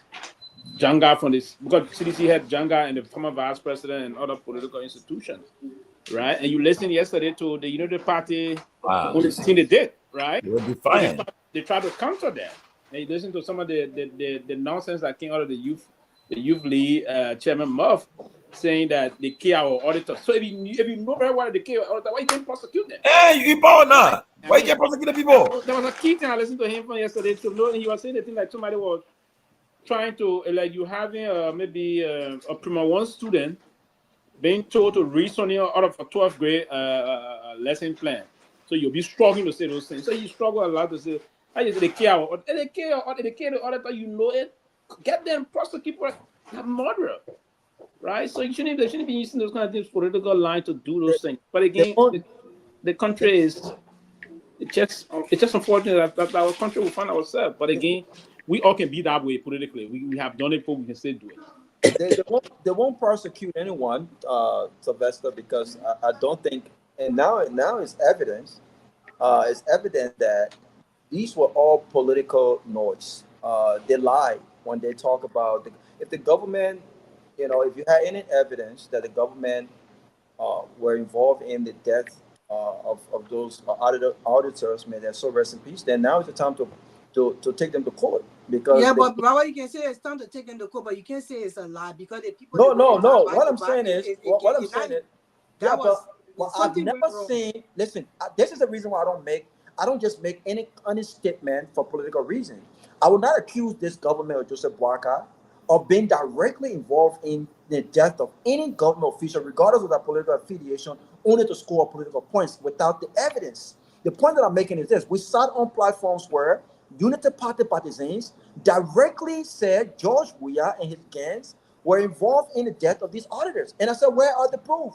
You can't convince me to speak against something and accuse others without the evidence. I understand what you see that nobody can convince nobody. Even myself cannot be convinced that the government did that, but I'm convinced that those people were murdered. Now, I don't know how. I don't know how they strategized it. I don't know what was behind it. There is no way he brought it. They sit here and say people, those people they just died like the way they died. But if they got the evidence, let them bring it out. Sylvester, let them bring it out. Sylvester, go ahead before I finish. We don't have evidence that the government did it, but we know that those people were murdered in broad daylight because Gifty Lama did not sit in that car with the stupidness of the Liberian people in the government that were in power to say she was having sex with another man, being a fully married woman who respected herself, that the one that can piss me off every time I speak. She respected herself, she carried herself modestly. Most of the wives were sleeping around. And you say Gifty Lama was in a car with a colleague, and she has sex, and the oxygen or whatsoever was in the car, whatsoever gas that they want to kill her, and nothing. Who said that? They did not do anything. We can't say that to our people. Something went wrong, but they did not investigate it. I don't know whether the government did it. I don't know who did it, but somebody did it. Well, Sylvester, go ahead before I finish, please. Yeah, first and foremost, so the audience can be informed, no one said that people in car having sex. Exactly. It was not the government that people said that. No one said that. So that because these are this information will go to the public and someone said that. No one said that. Nobody said that. Nobody said. Nobody said that. So how y'all? What y'all? So y'all never heard that stuff on Facebook? We are opening your mouth and said it. I think it's on church program and stuff. How y'all out there? Let's hear that. Sylvester, wait, but wait, let's Sylvester finish now.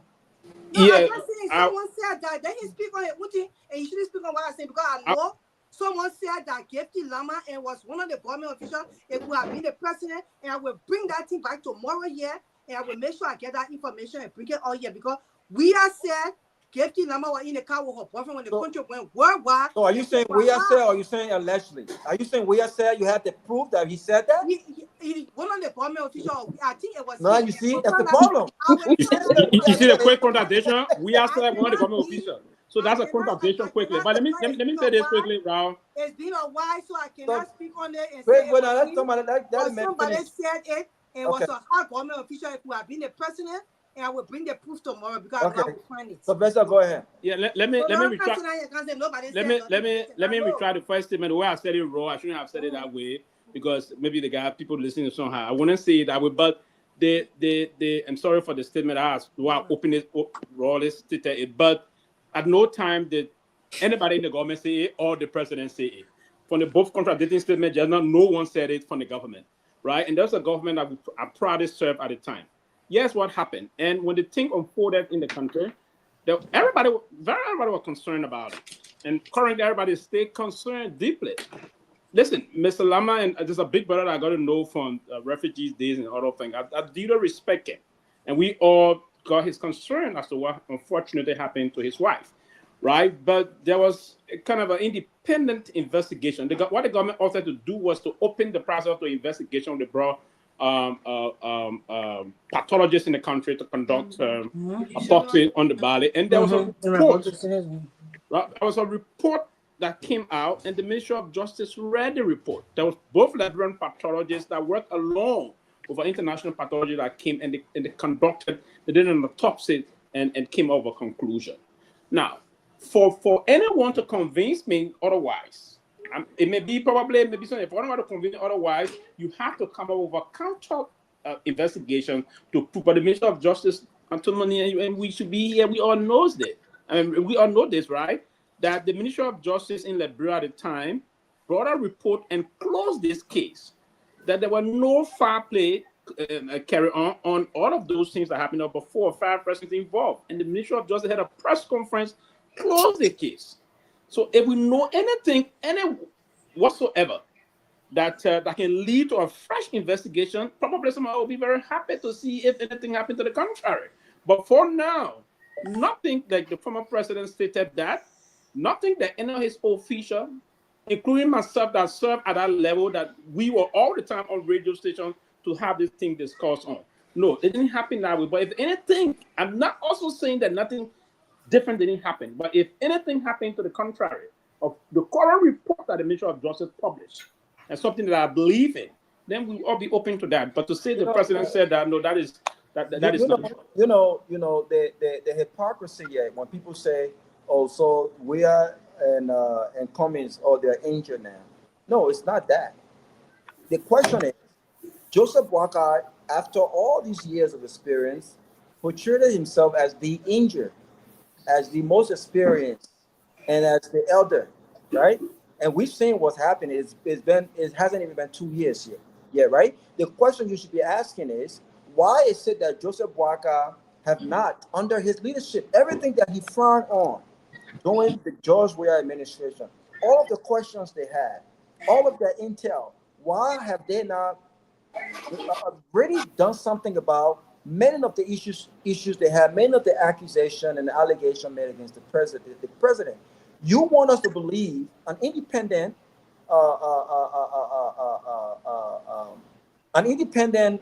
investigation carried out at the House of Rep, at the Supreme, at the Capitol building, right? You don't want us to ask any question. You want us to believe because we're independent. And guess what? I respect those guys because even though the people have said that may have relationship with Guar, I don't care about all that. I respect them because they proved themselves to be expert. But this government brought in an independent folks to do an autopsy. They gave the results on what caused this death. People have rights to questions, and if the president said that the cause of Gifty Lama's death was that she was having sex, it's wrong. He said they were boyfriend and girlfriend in the car. It's wrong. We And are. but George, my sister, we by are you. said there were two boyfriend and girlfriend in the car on Broad Street. Listen, I finished telling my people to find it because Listen. I don't like the way these people come on these platforms and they want to back things that's wrong. And they want to tell our people that these things never happen and lying both faces to the people because I bring people to forget. This man stood up in a public Grace, statement you gotta let me forum finish. and said that our boyfriend and girlfriend in the car on Broad Street. Okay, He referred Grace. to Gifty Lama, somebody legal married wife. Said Grace, our you gotta let me. and Grace, boyfriend in the car. you I gotta just let me want to finish. clarify that. And I will find it tomorrow. We'll put it here. Yeah, go ahead. Grace, you gotta let me finish, man. Please. No, but If the finish now. president again, yeah, but you've been interrupting everybody. You say so you can talk to us, so you can talk to Jordan, and you say so you can talk to again. No, when you brought it, I just had to say that. Yeah, no, that's fine. That's why I gave you chance. That's why. That man I gave you chance. forbidden, and he said that. George, we are. That's why I gave you chance. That's why I gave you chance to speak because I don't want us to talk over each other.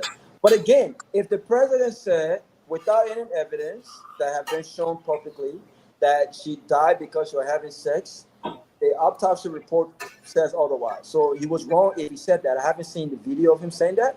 I haven't seen any proof of him saying that. I've yet to see anything of that sort. What I'm saying is, all of the questions that they had, like the youth Unity Party youth guy said yesterday, they kill our auditor. Why have they not taken the case to court? They shouldn't just have words. They should have evidences to back these allegations so that they are proven in court. If these things are proven in court, the president or anyone else were found liable of killing, of committing a crime, I would say on this public radio and say, you know what? They should bear the full weight of the law. I'm not going to support any wrong. But again, all of these allegations that were made, even some of the things that policy-wise that this government found, Grace, they have not backtracked on anything. They have not done anything different. They have not done anything new. So it raises the question: were they just mad it wasn't them? Were they just doing anything or saying anything to get the power? Or did they really have a plan? Or did they have evidences to really take some of these things further legally? It's been almost 18, 15, 16 months. They've done absolutely nothing. So don't continue to make these allegations. Now you have the authority. Now you have the power. Now you have the resources. Take them to court. Show the evidence. Same thing with this case against the former finance minister. What's the status on that case? Why is it that we have not proceeded with this case yet? Why is it that he's not locked up in jail based on the evidences shown in court so far? Why? We shouldn't be making statements to score political points. We should not waste the Liberian people time and resources to score political points. If you have to prove, take someone to court, prove it in court, and we will come here and we'll back you for it. Because anyone who commits a crime under our law should be held liable for that. And I will not support anyone. No one is above the law. But take them to court. Enough of the allegations, enough of the nonsense, enough of this whole political narrative. If you have to prove, take them to court, prove that in court beyond a reasonable doubt, and we will back you for it. Simple. And Tomalin, this is my closing. I agree with you what you said, Robert. This government should be held accountable to make sure that these cases were prosecuted and taken to court and with due diligence and the law was supposed to abide on it. Now, including the Kehleboe case as well. Yeah, exactly. When Liberian men say, the president, they're not forbidden say these people were having sex. But when I bring men say boyfriend and girlfriend in car, what the next thing I go to your man? They were in car because of that. And I know we have said that, and I will bring my proof here tomorrow. But so all the boyfriend and girlfriend in car, they having sex? Yeah, but he said our two boyfriend. What else? What else? And it's also it's possible that if we are said it, maybe he might have been misinformed. He might have been boyfriend and girlfriend in the car don't mean they're having sex, right? So Gracious will bring a tip tomorrow. We'll bring it. He said that our boyfriend and girlfriend thing, the way he said it, that somebody left or not taking, the woman had 2 small children under the age of 7. For you to say that, but the mother will marry legally to her husband, I've been together for a year, happy. No problem between them. So lead all the legal thing business. People have been married legally, they still have boyfriend and girlfriend. When a whole person of a country comes to make that statement, it concerns us, especially we who fight for women's rights. So we just like, okay, we were mad. So when they posted 2 boyfriend and girlfriend in car, they locked themselves. I don't know what kind of enjoyment they were doing until they die from gas in future that they won't get over. So I had to say that, but I wanted to say this. Let the party bring the facts. Eh? Let United Party bring the facts because they're one of those that propagated that. So let them bring the facts. No, so they don't want open we are to say that our boyfriend. No, let it. I'm not even talking about what we are saying. No. I'm not even talking about what we are saying. I'm talking about these cases. I'm talking about all of the unsolved cases. Yeah. All of the unsolved cases that the politicians to come to power, let them prosecute them. That's what I'm trying to say. Let them prosecute these cases. We want to see the murderers of these cases. Yes, I agree. But I thought you were saying that they were bringing the fact that they think you're the name, but I want to get. But I wanted to close. I wanted to say this. Tomalin, they said that there was an opposition solidarity meeting convened, right? And they to address the government of the Supreme Court ruling. There was a solidarity meeting held. In that meeting was Congress for Democratic Change, CDC, CNC Movement for Change, CMC, Movement for Economics and Empowerment, MOVE, All Abroad Party, ALP, National Patriotic Party, NPP, Motorcycle Union represented they were represented by the national president, and STEM, which is Mobile Society Social Group, advocacy group, and mobile model. The people that were in it. I think a lot of people were seeing because I never saw ANC. Yeah, but ANC did the literary chair the meeting because who started the meeting? He opened the meeting. Okay, they saw the director meeting, right? Yeah. Okay, so I just wanted to. I wanted to say. So I will at least I know. Don't make the ANC people come after you to them. But I tried to get a knee on the list. That's why I see them because they want to be power in. You know, they always listen. They just be riding up. I trying to get people. But is it ANC and CNC that sit there, brother? So what they were facing with the talk? ANC and CNC, I see. ANC, CNC, and ultimate brother CDC. But anyway, somebody wants to close the show. You know, last say home. Okay, you live. Say home. Thank you very much, Tomalin. Let me say good evening to all of the wonderful panelists on the show, man. My dear sister Sarah, my dear sister Grace, and of course Robert and the great Pewee, the new progressive guy. Let me commend you guys. I know you guys are playing your part. Quite honestly, you guys deserve commendation to be sitting here for hours and having this discussion. Obviously, kudos to you, man. But this is a fascinating topic. If you have a ruling party right now, Tomalin, that literally ran on all of those allegations, stemming from the $16 billion case up to all of the murder cases in Liberia, or I'll say murder or suicide, or whatever you can call it. Those cases, they weaponized those things. They literally became the platform. They ran on them. And today, Tomalin, some of us speaking in this capacity because we have family members that were victim of some of those things.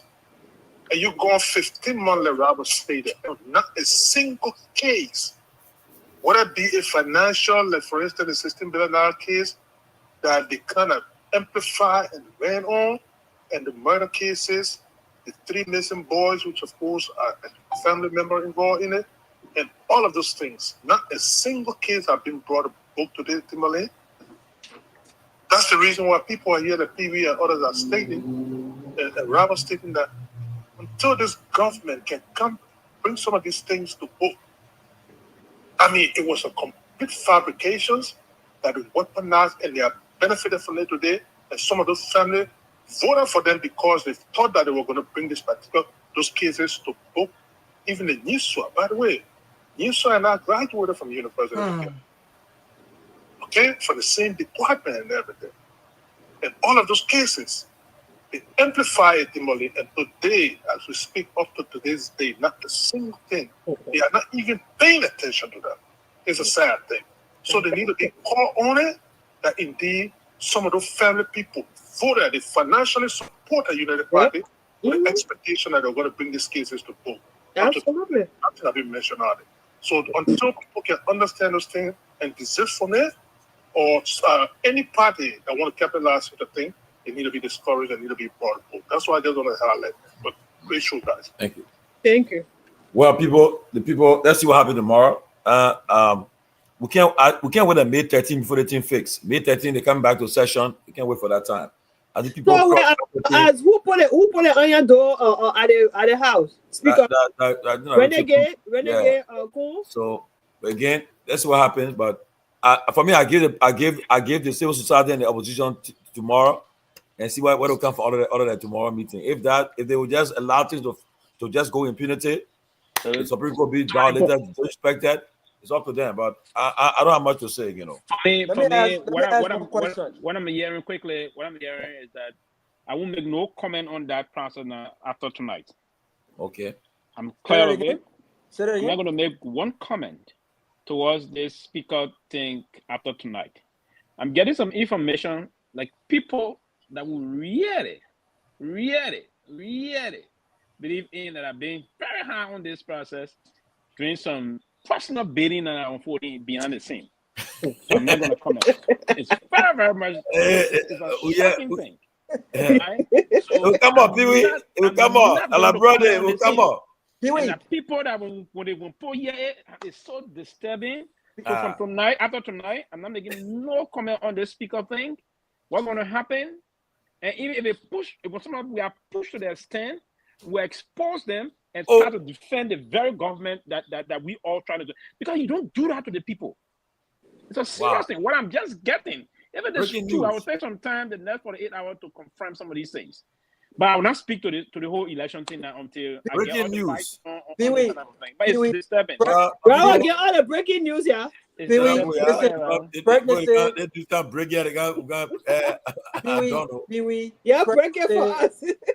Pregnancy don't happen. Pregnancy don't show in the bag. In the bag, kind of from. You from right? You get. You got Grace, the man expecting. Grace, are you expecting? No, I'm manifesting, Grace. I'm manifesting. It manifesting by faith.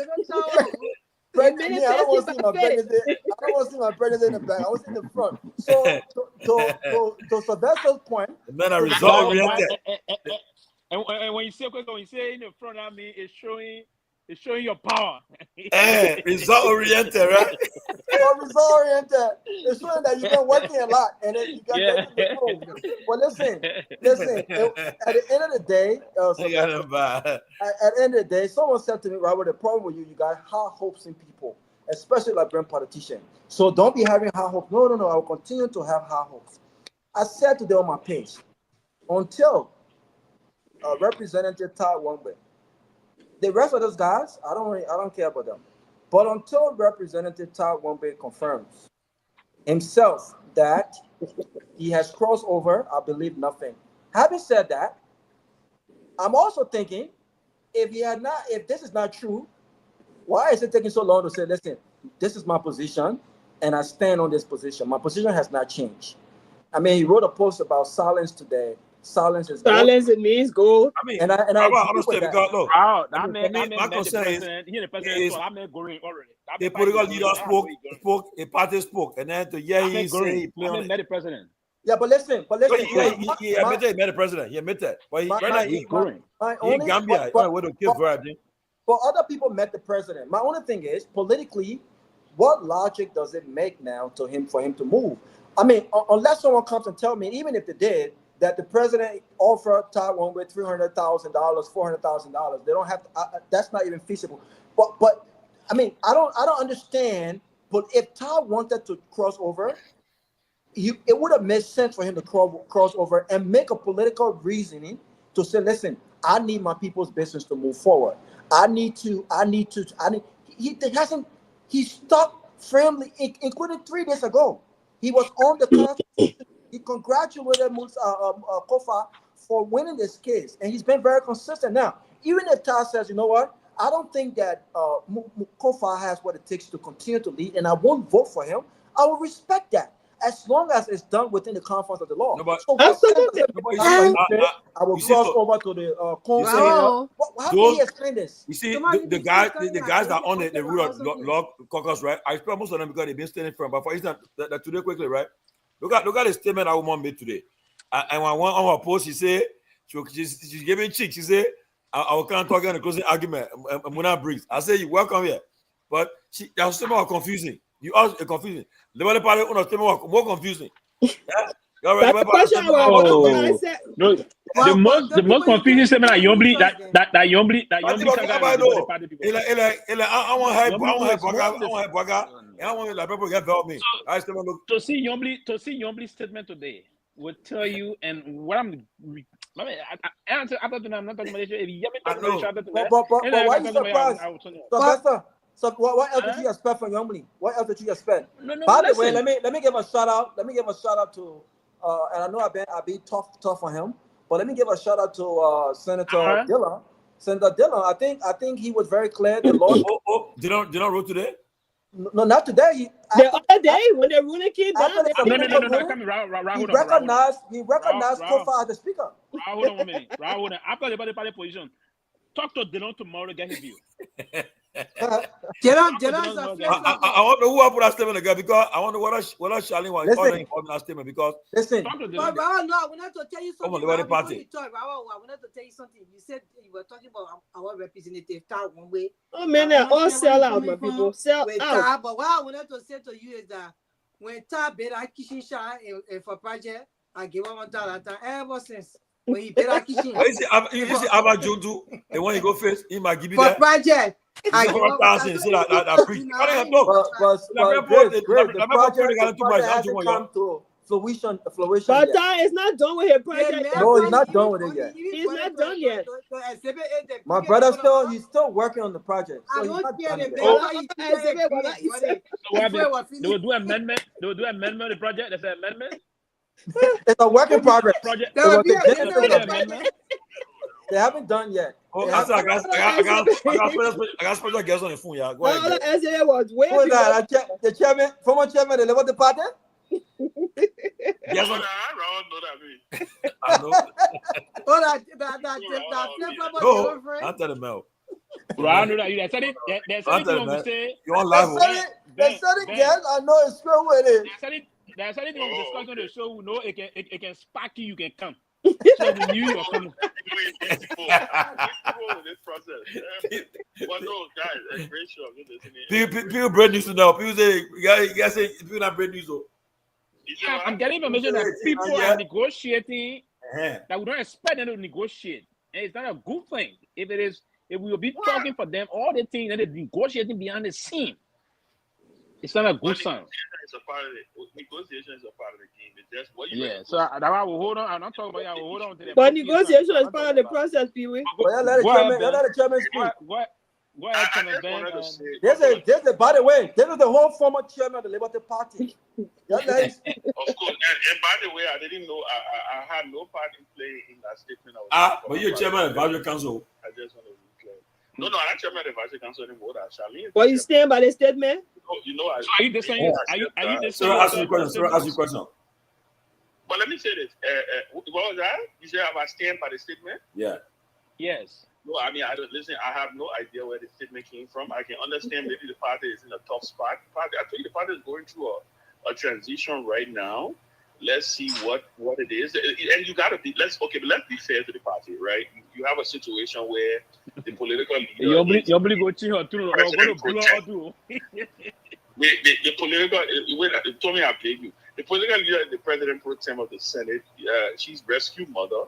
And then you have you have major officials of the party who are functionaries in the government. You got to understand. And listen, I must also commend them though. This is what I will commend the party for. The party did not sign onto the Unity Party statement attacking the Supreme Court, which I thought was honorable for them to do. Yeah, So that was good. They have to strike a balance. So I will cut my party some slack in the leadership of my party, but I think at some point our party will have to take a position on what really Liberty Party is. Is it a part of the ruling establishment, or is it an opposition party? But alliance, Ben. You know there is an alliance. Okay, well, but I want to clarify something Tomalin said, because my sister Mama Briggs just texted me and said Tomalin was trying to change her position, and so she asked me. She said, "Ben, I beg you, please call, because if I try calling, they will not want me to come on." So I said, "No, I'll do that for you." But my and I went to school together actually, and because when I saw her statement on it, I myself got a little concerned. So I reached out to her to ask what was the house. But to her credit, she called on OKFM this morning and made the clarity. So maybe a lot of people did not listen to it. Her position is very clear. She respects the Supreme Court. Fonati Kofa is the speaker. She did say, though, that if Fonati Kofa does not garner the requisite number to have a quorum to conduct the Liberian people business, she will sign on to the resolution to remove him. Because that way they can continue for the next couple of months again. That's fair enough. That's really fair. Her position is very clear, that she is going to attend the session with Kofa. There's no other speaker in the country. There's no other speaker in the country but Fonati Kofa. But her position is, past May 13, if Kofa cannot gather the votes to be able to have quorum, she will then have no choice but to then say, listen, Mr. Speaker, you have lost the confidence of a majority of your colleagues, so I can no longer in good conscience continue to support you. But even with that, she is not going to do anything that violates the Liberian Constitution. At that point, what she will do is she will prevail on her colleagues to say, you need to come, bring our numbers on the floor, ask him to recuse himself, and the process to take its course. So I thought it was important for us to But that's what Kofa has been asking for, right? Yeah, that's what we've been saying, from the get-go. But I have a question. I have a question for the chairman. Since he's clarifying. And before I ask the question, I want to publicly say, Todd Wangbe still will still get my support, because I believe he's been consistent. His position, as far as I know, has been on the side of the law, and he's been consistent until he confirms otherwise. But since you're confirming, you have access to Todd. I mean, this was he chair your campaign. You get access to Todd too? No, but that's not why I'm asking you, Chairman. No, that's crazy. I'll answer. That's not why I'm asking you. I have a question. I'm asking you, as a former campaign chair, have you spoken to Todd since yesterday? And has he confirmed this rumor? Like, what did you say? Because the last time I heard from you, you could not confirm or deny. Whatever you heard from me, I will confirm. I got a question, Ben. I got a question. I have been in touch with Representative Wangwe. I also expressed some concerns on the news that was filtering, but he told me exactly what he has put out there. That May 13, his actions is going to speak louder, and he said to me, Ben, if I make a move, you will be one of the first person that will know. So I take him at his word. Until he does something otherwise, then entire know for each other. I think that's fair. So he enjoyed my support until. Of course. And Robert, I saw your post about him, and I thought it was fair. So yeah. So Ben, Chairman. So let me ask my question, Ben. Chairman, you can't guess. Yes, Sarah. So Mama Briggs clarified to you that she will follow the Constitution to if Kofa doesn't have the quorum pass, the 13th, she will sign out to remove him. But are they gonna have a new election, or they just gonna sign up to remove Kofa and then why he name become the speaker? Kun? No. She was very clear. In fact, and this is not just, you can go back to Clarence Jackson's show this morning, and you can even listen to her very clearly. So what I'm saying here is not something that she told me privately. It's something she told me privately, but she also said publicly on the radio. As far as she is concerned, Richard Kun is not speaker. There's no clause in the Constitution of Liberia that says when you remove one speaker, somebody immediately automatically elevates. No. The law is very clear. If the speaker recuses himself, the deputy speaker will take over as presiding officer and organize. If the speaker recuses himself, the deputy speaker take over, and then they give the speaker due process. If the speaker chooses to resign, if the speaker were to choose to resign, then the deputy speaker will be presiding as the acting speaker, and within 60 days, it can happen that day, it can happen 2 days after, it can happen 4 days after. Within 60 days, new elections will be called. So, and I think that's the sticky But so why if they their vote failed, they didn't get 49, so you remain speaker? Of course, if you don't have the requisite number to remove him as speaker, he is the speaker of the country. But that's why Cohen is afraid, Tomalin. That's what will happen. That will happen. And I want to vote for they're afraid. The way things going now, if he cannot get the quorum between now and the 13th of May, they're going to get another get him out. Okay, but guess what now? Wait. You not forget the election, they vote at a secret ballot. You think suppose go vote. I'm not talking about who's going to be the next speaker. Yeah, but they won't get anybody because if they go vote, they try to vote, they will fail. Trust me. Right, but listen. I come on around. If the track, I have to vote for because everybody is tired of the whole thing. If they fail again, they see men will go again. They got to say they won't be on the other side. Anyway, I remember about it. I remember so spineless. My frustration here is the fact that he cannot get a quorum. Also, I think it's tiring on the part of all of us. So they will just move. So get a number. I think and sort of have fresh election. They intend to have fresh election. I think even if they don't want he's going to stay, he's not going to stay. Right? I think even if they don't want Kofa, they should not elect him. There are two things that eventually is going to happen. If by now, between 9 and 13, both sides, as it stands right now, it does not even look like both sides have quorum as it stands right now. Because if you look at the meeting that was held today, the leadership meeting that was held today by the guys from the other side, I think they counted 32 persons, and you need 37 for a quorum. They did say some of them were not present, right? Which I give them the benefit of that because they have had quorum in the past, right? So the thing is, if Kofa is not able to get 37 members to enable him to have a quorum, what will end up happening is the pressure, then there's still a deadlock. So what will end up happening is, that's why I think there is an effort right now for them to collect new signatures.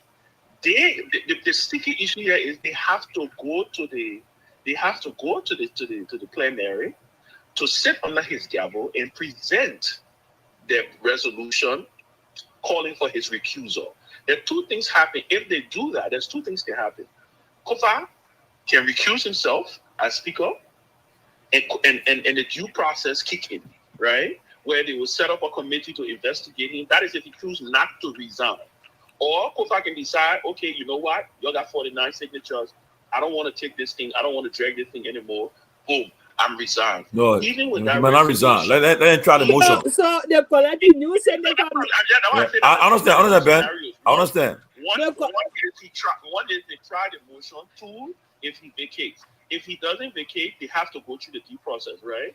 If he does vacate, the deputy speaker, acting speaker, would then have to for 60 days. Will call within 60 days, call new election. And I beg you, let me ask my question. Quick question, Ben. So it means that they're collecting new signature means they're dividing new 15K? Listen, I don't know what it is. I didn't play. they may be dividing something. That man, that man I got killed at LCC, that money stay there. But the issue Sylvester, the issue here is, at least we all know, and even Con knows, and just President Boaga knows that there's only one speaker, and that person is Fanatic Kofa. If Kofa cannot generate the 37 for quorum, then even if Kofa recuses himself, it still does not mean that Richard Con is speaker. So they will still have to go to this vote. I think Richard Confia. I think Richard Confia. Ben, what's that? I think Richard Confia. I think Richard Confia is that a possible election, for a new speaker. He will not make it. Jeopardize his own speakership. Because I don't think Richard Con have the number, even if they were to go to a general election. I don't think he has the number. Right now, I don't think I believe it, Rawa. I believe it too. If they are going by the Supreme Court, I may be wrong, right? I think if they were to go to election, he just here for nothing. Definitely, they have to do new elections. So. Do you know the number Kofa Divida in with? Rawa? Okay, bro. Do you know the number Kofa Divida in with? Imagine. He said, "Oh, they're scared. They just because you don't trust the guy in his corner. Also, you got a guy working with maybe you trust the guy in the corner, but they trust that guy, my man. No. Kofa didn't win very big when he won the speakership. He didn't win big. Richard Con don't trust those folks because remember, an election is a secret ballot. So you can pay them all day. You can pay them all day. They will eat your money. He's getting